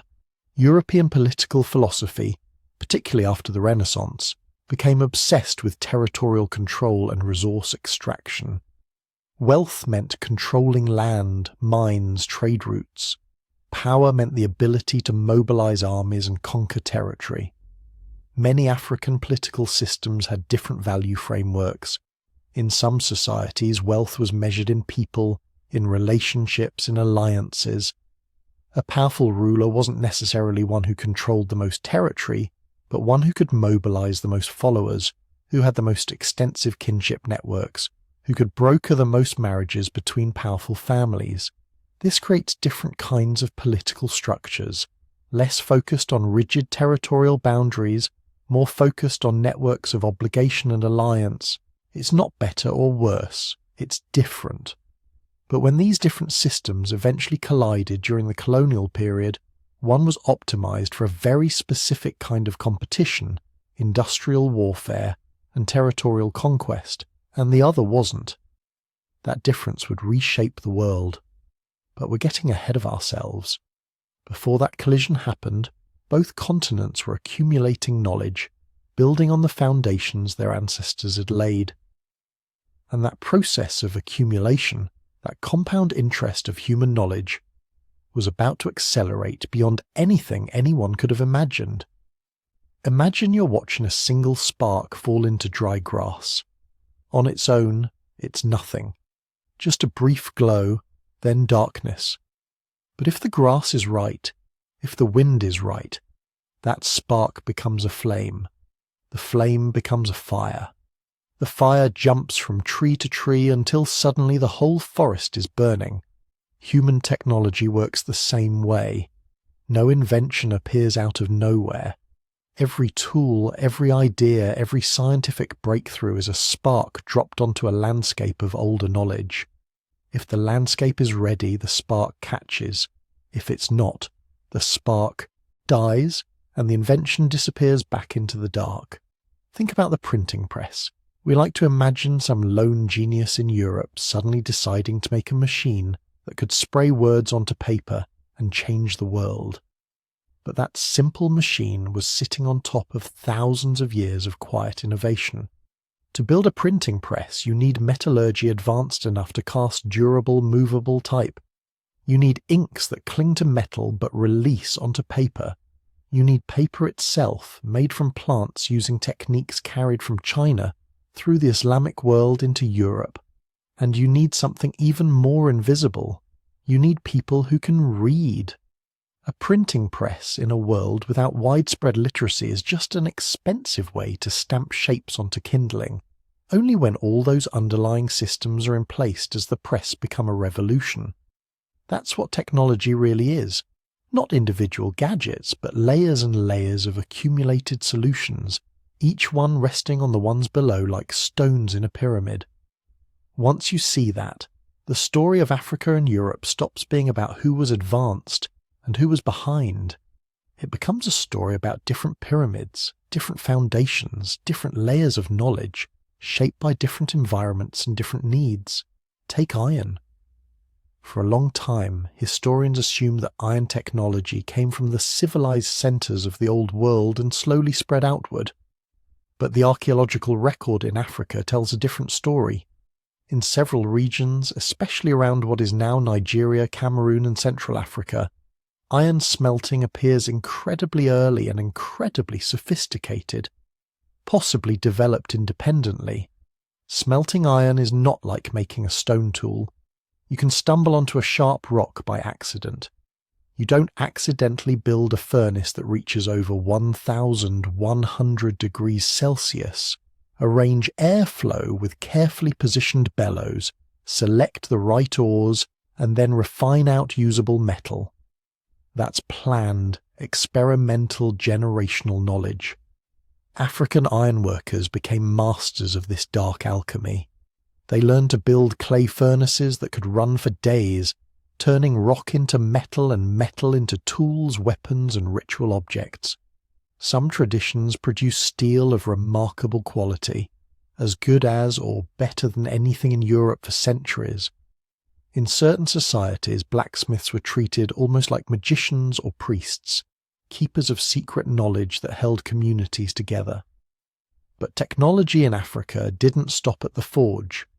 Across the continent, people were building in stone, mud, and wood, with a sophistication often erased from simple narratives of tribal life. In West Africa, the city of Timbuktu grew into a major centre of scholarship and architecture, its mud-brick mosques and homes engineered to breathe in scorching heat and sudden rain. In the savannas and forest farther south, cities like Benin developed complex earthwork, walls, moats, and planned street systems. Far to the southeast, in the hills of what is now Zimbabwe, stone walls snaked and curved across ridges and valleys. Great Zimbabwe, with its soaring dry stone enclosures, was not just a pile of random rocks. It was a carefully engineered complex, its walls fitted without mortar, its passages designed to control movement, its towers rising as statements of power and identity. Medicine, too, followed its own logic. In tropical environments, where parasites, bacteria and viruses flourished, surviving meant learning the secrets of plants. African pharmacopoeias catalogued leaves, barks, roots, and resins with an attention that would put some modern laboratories to shame. Healers experimented over generations, observing what cured, what calmed, and what killed. They learned how to use bitter alkaloids to treat fevers, how to combine plants to reduce toxicity, how to perform surgeries and set bones. Some of these traditions spread, some remained local, encoded in songs, rituals, and apprenticeships. Knowledge survived not in printed books, but in living lineages of specialists. And then there was navigation. On the Atlantic and Indian Ocean coasts, African sailors read currents, winds, and stars. Swahili city-states along East Africa's shore became hubs of Indian Ocean trade, their shipbuilders constructing sturdy vessels that could ride the monsoon winds to Arabia, India, and beyond. Far inland, desert peoples charted routes across the Sahara, using stars, dunes, and ancient waypoints. They crossed one of the deadliest environments on Earth with caravans so large they looked like migrating cities. These were not people without technology. They were people whose technologies were tuned to their realities. But technologies don't just arise. They move. Ideas hitch rides on people, on goods, on stories. Some routes become superhighways for innovation. Others are winding footpaths, powerful but slower, more fragile. Across Eurasia, the Silk Road tied together a vast horizontal landmass with relatively similar climates. A technique invented in China could hop step by step through Central Asia, Persia, and the Eastern Mediterranean, each stop adding its own twist, until it reached Europe in a form barely recognizable from the original. Paper, gunpowder, compasses, silk weaving, numerical systems, religious concepts, all travelled this way. Europe sat at the far western end of this network, a sink where ideas pooled. Africa's great trade arteries ran differently. North-south corridors tied the Sahara to the Sahel and the forests beyond. Trans-Saharan caravans carried gold, salt, ivory, books, people, and ideas between West Africa and the Mediterranean. On the eastern coastline, the Indian Ocean trade linked East Africa to Arabia, India, and Southeast Asia. Innovations moved along these lines too. Crops, artistic styles, religious texts, architectural techniques, but the Sahara was not an easy highway. It was a barrier crossed at great cost. The Indian Ocean was seasonal, its winds dictating schedules. And deep within the continent, some societies remained relatively isolated by vast forests, shifting rivers, or disease environments that made long-distance travel dangerous. In those remote zones, local technologies could become exquisitely adapted and yet remain largely unknown to outsiders. Isolation was a shield. It kept out invaders and epidemics.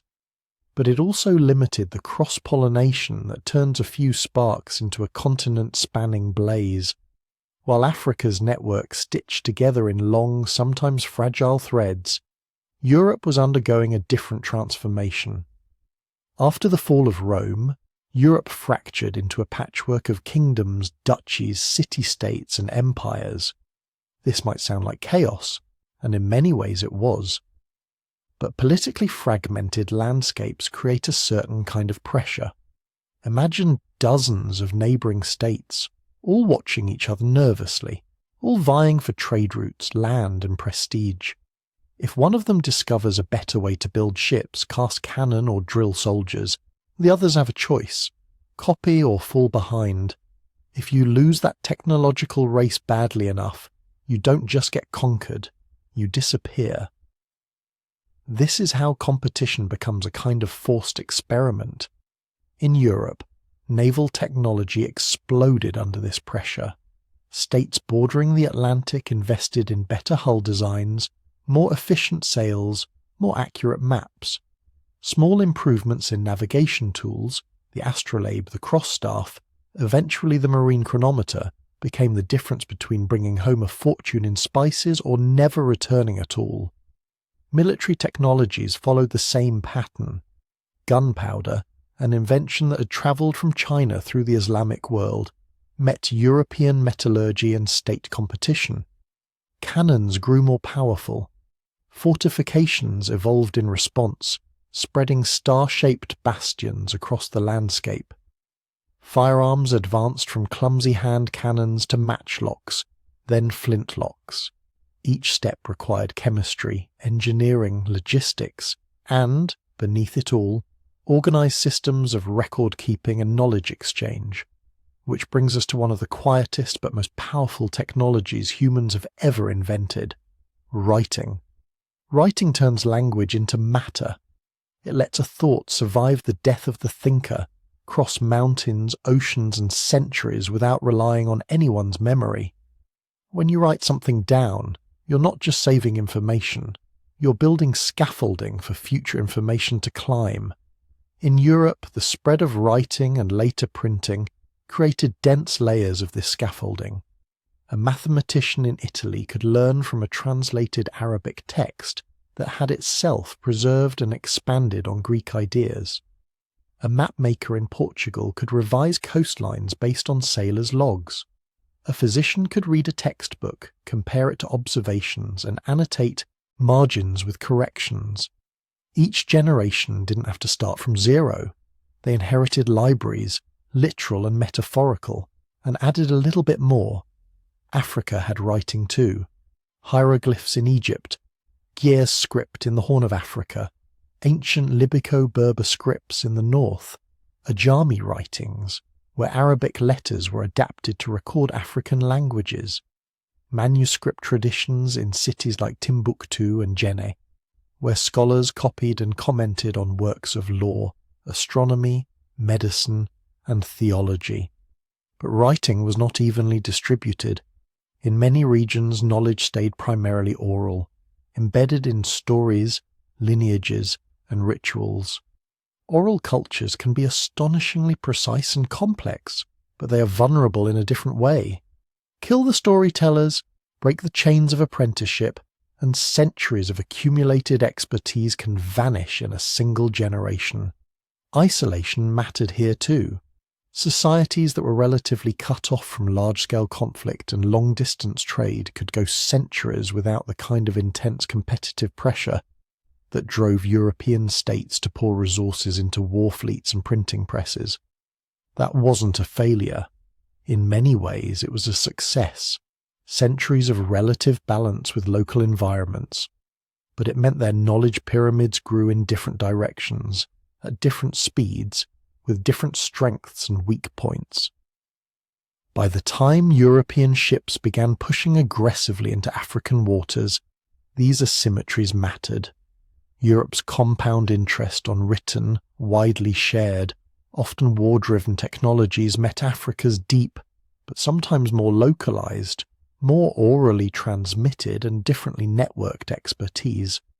One system had spent centuries optimizing for long-distance projection of power by sea and cannon and letter. The other had optimized for survival in some of the harshest disease environments on Earth, for regional trade, for intricate social and ecological balancing acts. Neither path was inevitable. Both were products of geography, history, and countless individual choices made by people who, like you, woke up each day trying to solve the problems in front of them. Those different paths of innovation were about to collide, and when they did, the shock would reverberate across continents, bending the course of history in ways that are still shaping your life tonight as you listen, thousands of years later. The real divergence between Europe and Africa didn't start with evolution.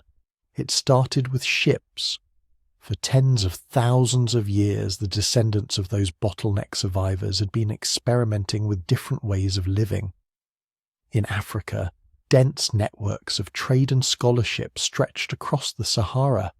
In Europe, states were slowly forming, fueled by a particular mix of animals, crops, and geography.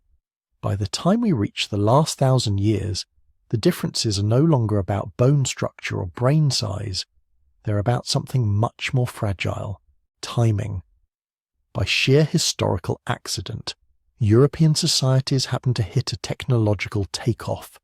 Gunpowder weapons, ocean-going ships, metal cannons, improved financial systems, right around the same moment that African states were wrestling with their own internal pressures, climate shifts, and regional conflicts. The tiny geographic advantages Europe had been compounding quietly for millennia suddenly paid out all at once. Think of it like compound interest. Small early advantages in domesticable animals, in easily farmed grains, in densely packed farming communities had given Europe frequent disease epidemics, which sounds terrible, and was. But it also meant a population with more immunity to those diseases. Stable surpluses had allowed more specialists, more soldiers, more inventors, metallurgy advanced, navigation advanced, gun-making advanced. By the 1400s and 1500s, some European societies were standing at the shoreline with caravels, cannons, and compasses. On the other side of those waters were African societies that were sophisticated, politically complex, and deeply connected to global trade, but that had not specialized in building long-range ocean militaries or mass-producing firearms. That mismatch would violently redirect history. At first, it didn't look like conquest. It looked like trade.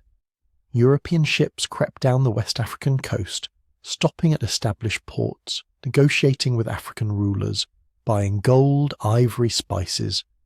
But those same European states had a problem. Their newfound colonies in the Americas had land. They had sugar. They had tobacco. They had silver.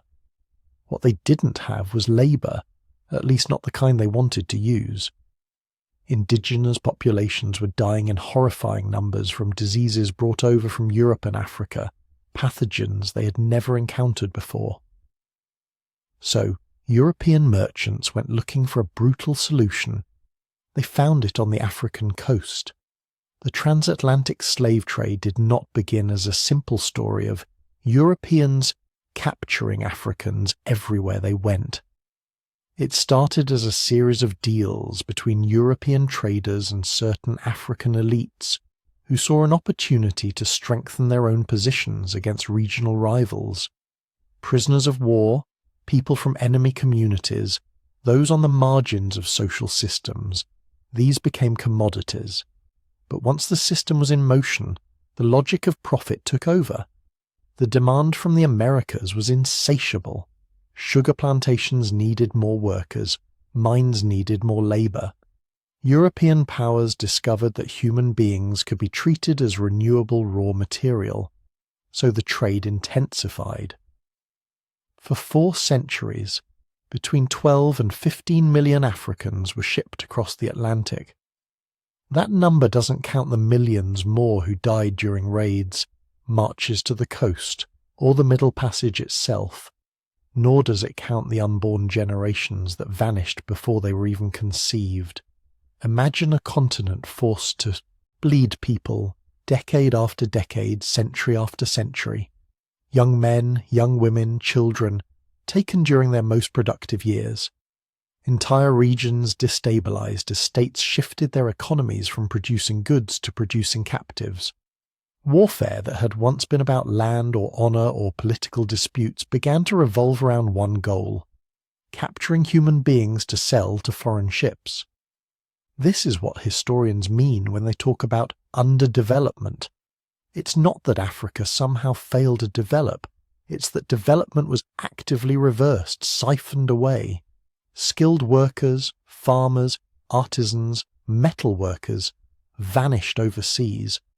Political systems reoriented themselves around slave raiding and defense against raids. Communities fled inland, abandoning fertile coasts. Trust between neighbouring groups frayed, replaced with suspicion and fear. Long-distance trade networks that had once carried gold and learning now carried chains.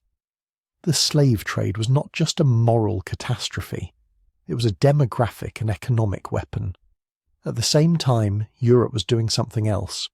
Those same ships that carried enslaved Africans to the Americas came back loaded with silver, sugar, tobacco, cotton. These commodities poured into European economies. They funded banks, they funded factories, they funded research. The wealth extracted from African bodies and American land fueled Europe's industrial revolution. So when we ask why Europe industrialized first, we can't just point to coal and rivers and clever inventors. We also have to point to stolen labour. Generations of human beings who should have been farming their own soil, building their own cities, inventing for their own societies, were instead forced to work under a foreign whip on distant plantations. This is where the geography lottery and the animal question turn into something darker. European advantages in guns, ships and germs didn't just shape their own fate, they let them forcibly rewrite other people's histories, and nowhere was that more obvious than in the next phase, full-blown colonialism. By the late 1800s, the transatlantic slave trade was officially ending, but European powers had discovered something they liked even more than enslaved people: land, rubber, gold, diamonds, copper, timber, palm oil, coffee, cocoa, ground nuts. Every resource that could be extracted from African soil became the target of a new scramble. Between 1884 and 1885, European leaders met in Berlin and, without a single African representative present, drew lines across a map of Africa. Lines that ignored languages, cultures, trade routes and existing states. Lines that would become borders. This was the colonial interruption in its purest form.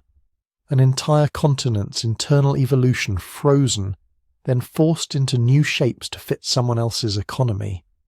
Pre-colonial Africa had empires, kingdoms, republics, stateless societies, city-states. There were tax systems, legal systems, irrigation projects, universities like Timbuktu, trade routes connecting the forest to the desert to the Mediterranean and the Indian Ocean. These systems had problems, like all human systems do, but they were homegrown. They changed from within. Colonialism bulldozed that. European administrators dismantled or captured existing political structures and replaced them with indirect rule, direct rule, or settler governments designed with one overriding purpose: extraction. Railways were laid not to knit African economies together, but to move resources from mines and plantations to ports as efficiently as possible. Education, where it existed, was often shallow and aimed at producing low-level clerks, not inventors or industrialists. Factories that could have been built in Lagos or Accra or Kinshasa were instead built in Liverpool, Manchester and Marseille. Raw materials went out. Finished goods came in. African economies were locked into a one-way relationship where they supplied the basics and paid high prices for manufactured products made from their own resources. This wasn't a failure to industrialize. It was a deliberate prevention of industrialization. Local industries that might have competed with European products were often discouraged, blocked, or simply starved of credit and infrastructure. And colonization didn't just redraw borders and rewrite budgets, it reached deep into people's minds. For colonial rule to work, Europeans had to justify it, not just to themselves, but to the people they were ruling. They built an entire ideology around it. They invented stories about African backwardness, primitiveness, childlike minds. They pointed to the very poverty and political instability their own interventions had caused as proof that Africans were somehow unfit to govern themselves. It was a neat trick. Break a system, then claim the brokenness was original. Schools taught African children European histories and European heroes, while their own histories were dismissed as myth or savagery. Local languages were downgraded. European languages became the gateways to power. Christianity and Islam, already present in some regions, were now often wielded in ways that attacked existing spiritual systems, labeling them pagan or superstitious. Over time, this created what psychologists call internalized inferiority. When a child grows up seeing their culture treated as a joke, their language sidelined, their ancestors portrayed as lazy or stupid, it leaves marks. Even after the colonial flags came down, those marks didn't disappear overnight. They linger in how people see themselves, in what gets funded, in which histories are told in school and which are left out. And perhaps the most damaging narrative of all was the idea that European dominance represented some kind of natural destiny, that Europeans ruled because they were smarter, or more evolved, or inherently superior, that Africa was poor because Africans had done something wrong or failed to do something right. This is where our understanding of history gets twisted. If you zoom in on just the last 500 years, it can look like Europe was always ahead and Africa was always behind. But widen the lens and those assumptions fall apart. For most of human history, Africa was the centre of the story. It was where our species began, where some of the earliest complex societies arose, where vast trade networks and intellectual traditions flourished. The colonial interruption compressed centuries of violence, extraction, and imposed underdevelopment into a brief, intense period that completely reshaped the global map. Then, after the damage was done, people tried to explain the new inequality by pointing to skin colour, skull shape, or made-up categories of race. Biology was forced into the role of alibi. The truth is quieter and stranger and more unsettling. Europe didn't conquer the world because Europeans evolved into a different kind of human. They conquered it because geography, disease patterns, animal distribution, and historical accidents gave certain societies an early boost in agriculture and technology. That boost snowballed into ships, guns, and empires.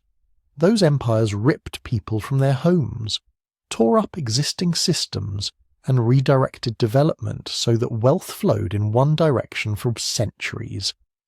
The colonial period didn't just change borders, it changed what we think is normal It made it seem natural that capital cities would be in Europe, that the best-funded universities and laboratories would be there, that modernity would be associated with pale skin and certain languages. It made it easy to forget that every human on Earth carries the same bottlenecked genes, the same ancient survival toolkit, the same capacity for intelligence and creativity. When you lie down tonight and think about why Europeans and Africans ended up with such different recent histories, it's tempting to imagine deep biological gulfs. But the real gulfs were carved by ships and whips, by borders drawn in foreign capitals, by laws written in unfamiliar languages, by a few centuries of violent redirection laid on top of 1,000,000 years of shared evolution. And even that is not the end of the story, because once colonial rule began to crumble in the 20th century, something else began to happen. New nations emerged, old cultures resurfaced, people started rewriting their histories, reclaiming their languages, challenging the myths that had been used to hold them down. To understand what those changes mean, and what our bodies really say about who we are, we have to look more closely at the physical differences we see today, not as hierarchies, but as footprints of adaptation to different environments. That's where we're going next. Picture two people asleep side by side. One has very dark skin, tightly coiled hair, long limbs. The other has very light skin, straight hair, a stockier build. If you froze that moment and showed it to someone from 200 years ago, they'd probably say you were looking at two different kinds of humans, two different races. But evolution tells a very different story. Not separate kinds, not higher and lower, just one species shaped in slightly different ways by different kinds of sunlight, different temperatures, different diseases, different foods. Adaptation, not hierarchy. Let's start with the most obvious difference our brains are trained to notice: skin color. Your skin is not a racial badge. It is a living biochemical compromise between two opposing dangers. On one side, the sun. Ultraviolet radiation, UV, is a kind of invisible damage. Too much of it shreds DNA, burns skin, and destroys a crucial nutrient called folate. Folate is vital for healthy pregnancies, sperm formation, and early fetal development.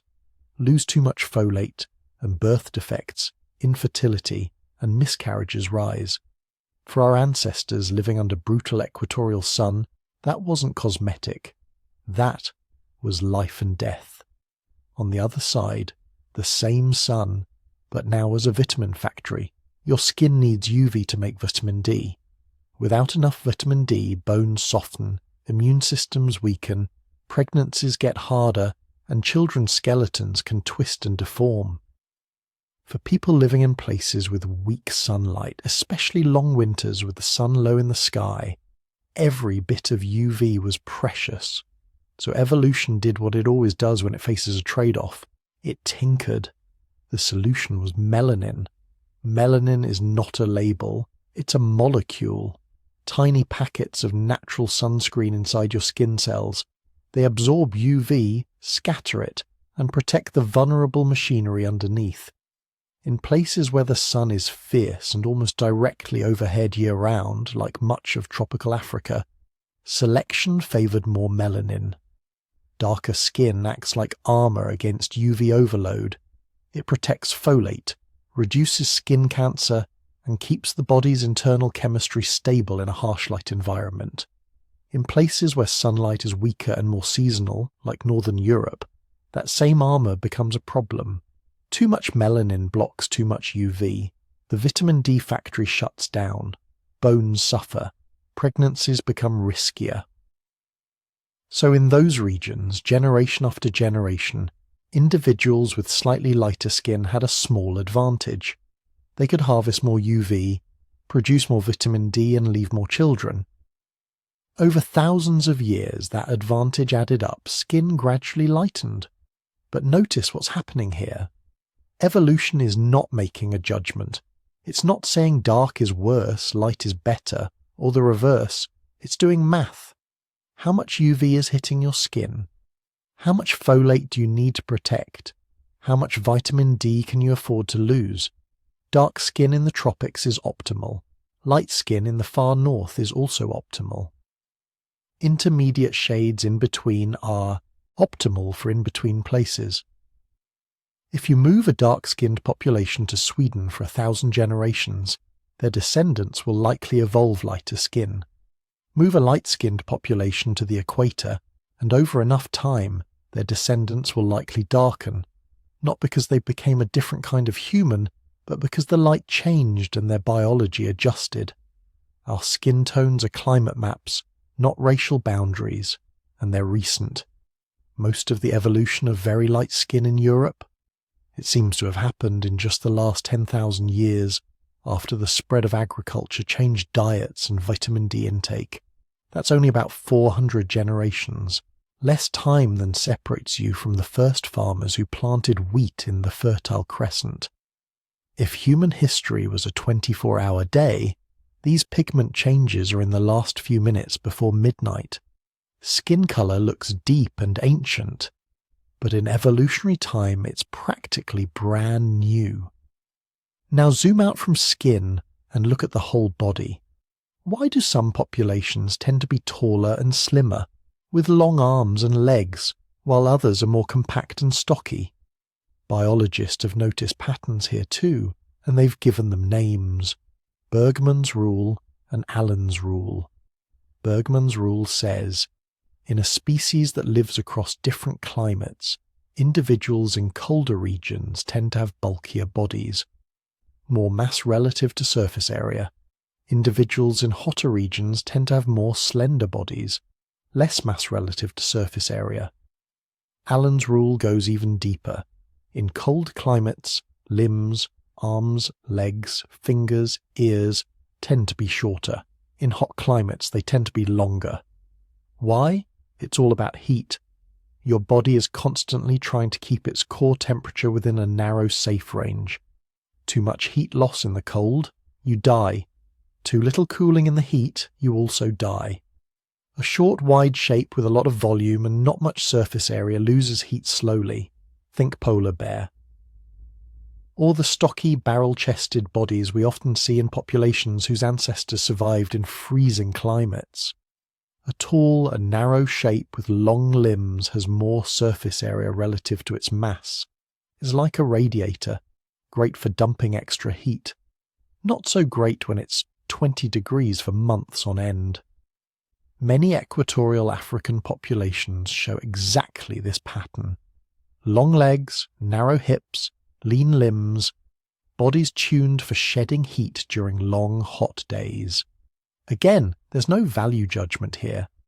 If you dropped a tall, heat-adapted equatorial hunter-gatherer into Ice Age Europe with no clothes, they'd freeze. Drop a short, compact, cold-adapted human into the hottest days of the Sahel with no shade or water, and overheating would be deadly. The body shapes weren't designed for beauty or status. They were sculpted, millimetre by millimetre, for survival in specific temperatures. And like skin colour, these traits are flexible over time. You don't need millions of years for body proportions to shift. A few thousand years of consistent climate pressures, generation after generation, can tip the averages. Not in a clean, simple way. Evolution is messy, but strongly enough that the patterns become visible in bones and silhouettes. Yet for all these visible differences, skin, hair, noses, height, body shape, when geneticists look under the hood, something startling appears. We're almost unimaginably similar. Two random humans, one from Europe and one from Africa, are likely to differ in only about 0.1% of their DNA. Out of 3 billion letters, maybe a few million vary. And the vast majority of those differences are shared across populations. They don't line up neatly with our folk categories of race. In fact, if you lined up all humans, you'd find more genetic variation inside Africa alone than in the rest of the world combined. That's because our species is older there. Populations had more time to diversify before small groups left the continent, and carried only a sample of that diversity with them. The labels we use, black, white, Asian, race, they're cultural inventions built on top of very small, gradual, overlapping biological differences. Differences that don't divide us into separate boxes so much as smear us across a continuous gradient. There is no gene for race. There is no sharp genetic boundary where African DNA stops and European DNA begins. What we see instead are shifting frequencies of certain variants. A skinned pigment gene more common here, a cold adaptation variant more common there, a malaria resistance gene clustering in regions with intense mosquito-borne disease. Populations, not races. Local adaptations, not separate kinds of humans. And many of these adaptations are vanishingly recent. The ability to digest milk as an adult in some European and East African groups, that seems to have spread in just the last 8,000 years. Some high-altitude adaptations in Tibetans, possibly within 3,000 years. These are the newest chapters of our story, written while cities were already rising and empires forming. But the older, deeper chapters, the ones that came out of the ancient bottleneck, the ones that shaped our brains, our hands, our capacity for language and cooperation, those are shared by everyone. The genes that let you understand this story, the neural wiring that lets you imagine those ancient landscapes, the emotional circuitry that makes you care about strangers who lived 1,000,000 years ago, those are bottleneck gifts, human gifts, not African, not European, just ours. So what do we do with this knowledge? We live in a world that has spent centuries trying to stack physical differences into a ladder, dark at the bottom, light at the top, or sometimes the reverse depending on who is drawing the diagram.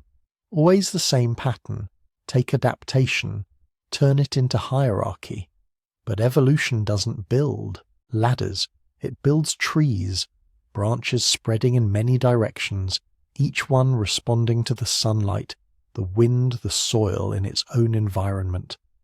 Dark skin is not a step down from light skin, it's a solution to a different level of UV radiation. A stocky, compact body is not less evolved than a tall, willowy one. It's a thermal strategy tuned to a particular climate. Tightly curled hair, straight hair, wavy hair. Each of these has physical properties that interact differently with heat, sweat, and sunlight. Different does not mean better or worse. Different means adapted. When you walk through a city and see a crowd of faces, brown, black, pale, freckled, you're not seeing separate kinds of people. You're seeing different answers to different environmental questions, all built on the same underlying blueprint. The same fused chromosome from that ancient bottleneck, the same capacity for language and memory and story. The same vulnerable brain that dreams, grieves, laughs and wonders. If you stripped away the skin, the hair, the superficial cues our social brains latch onto, it would be almost impossible to tell who came from which continent just by looking at their genes. The differences we've built entire social systems around are a thin recent paint layer over a deep shared foundation. Tonight, as you drift towards sleep, you live inside one of those adaptations. Your skin, your bones, your lungs, your blood, all of them carrying faint signatures of the places your ancestors endured, the deserts they crossed, the winters they survived, the diseases they outran, not to mark you as higher or lower, not to place you into a rigid biological caste, just to keep you alive in a particular patch of earth long enough to pass your genes and your stories forward. When we remember that, the old myths about race start to dissolve. What's left is stranger and more beautiful. A single, fragile species, shaped by different suns, walking different paths across the same small planet, not ranked, not separated, just adapted. So now, when you look at a map of the world, With Europe here, Africa there, Asia stretching off into the distance, you can see it a little differently. Not as a picture of advanced and backward places, but as a frozen snapshot of a very long experiment. An experiment run by climate, coastlines, mountain ranges, rivers, and invisible armies of germs. Some lands got wide temperate plains where wheat and barley could thrive. Others got deep tropical forests where yams and oil palms were king. Some regions had big, easily domesticated animals standing around in herds: horses, cattle, sheep, goats. Other regions had animals that were fast, nervous, too aggressive, or too few to ever be tamed. Some peoples lived in zones where diseases burned through populations again and again, quietly selecting for resistance over thousands of years. Others lived in colder climates where different threats shaped their bodies and their immune systems. The outcomes looked very different from the outside. Fortified cities and steel weapons in one place, complex oral traditions, herbal medicine, and deep ecological knowledge in another. Empires with writing and standing armies over here. Stateless societies with intricate kinship systems and consensus politics over there. To someone looking quickly, centuries later, it was easy to confuse earlier access to certain tools with greater human worth.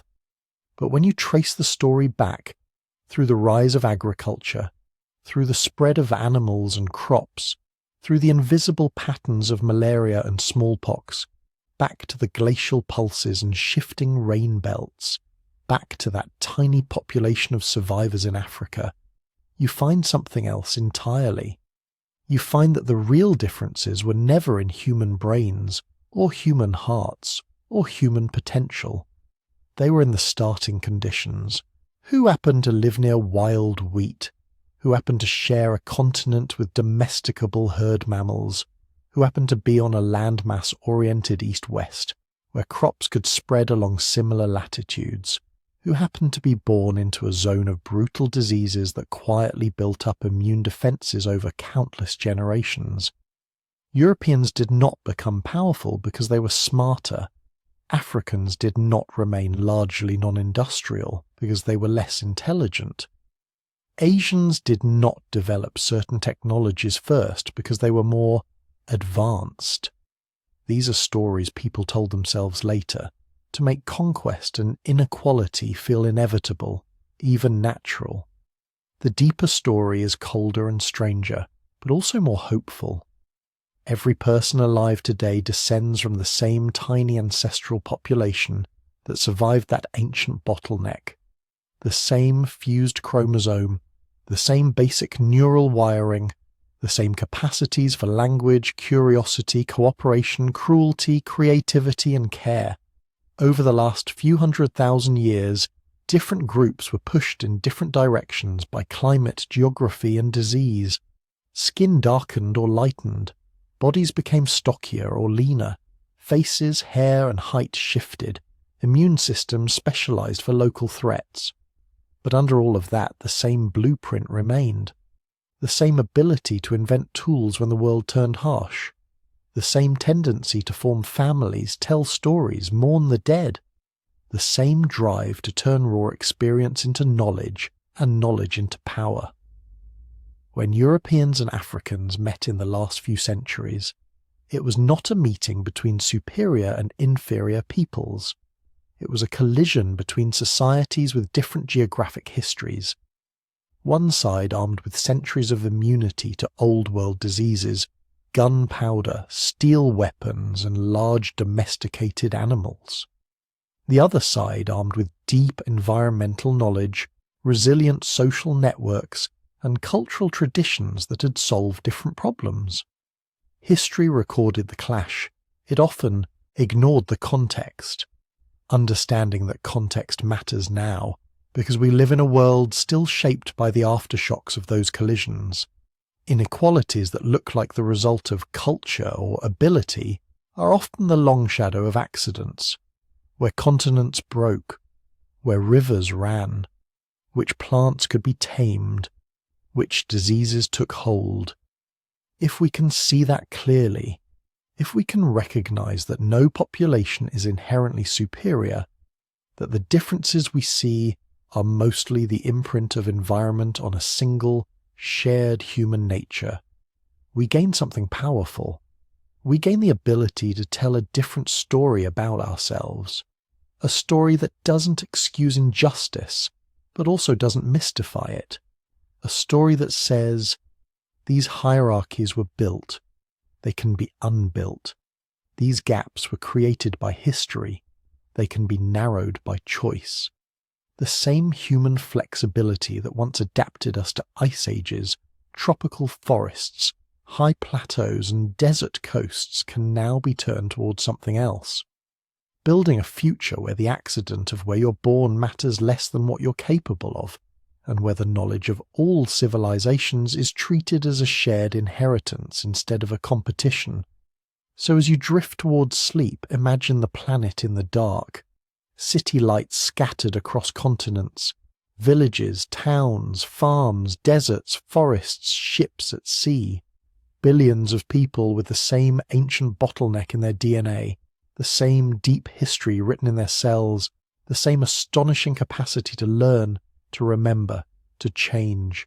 Europeans, Africans, Asians, Pacific Islanders, indigenous peoples of the Americas and Australia. Not separate kinds of beings, but branches on one narrow, fragile tree that almost died before it really began. Almost, but not quite. If this journey through deep time and human history has kept you company tonight, you're invited to keep exploring. There are endless stories left about African kingdoms and European peasant villages, Asian maritime networks and American city-states, scientific revolutions and forgotten empires, quiet technologies and loud invasions. Every region has a rich, intricate past worth knowing. If you'd like to hear more of them, you can gently tap like on this video and subscribe so you don't miss the next story. If you feel awake enough, you can leave a comment and tell us where in the world you're listening from, what patch of this tangled human map you call home. It's always fascinating to see how far these stories travel, and if you want to go a step further, you can choose to join our YouTube membership and support the channel directly. That's completely optional. These videos will always be here for anyone who needs a calm voice and a curious look at the past. But if you do decide to join, know that it helps us keep making content like this, slow and thoughtful, and a little bit different from the usual noise. For now, though, you don't need to do anything at all. You can just lie there, feeling the weight of your body, the rhythm of your breathing, knowing that in a very real sense you're a miracle of survival, a descendant of people who endured ice, drought, famine, disease, and war, a carrier of genes shaped by deserts and forests and frozen plains, a member of a single global family that has been wandering and adapting and remembering for nearly 1 million years. Geography may have sent us down different roads, history may have told us we were separate, but in the quiet underneath it all we've always been one species, sharing one small world under one wide ancient sky. Rest well.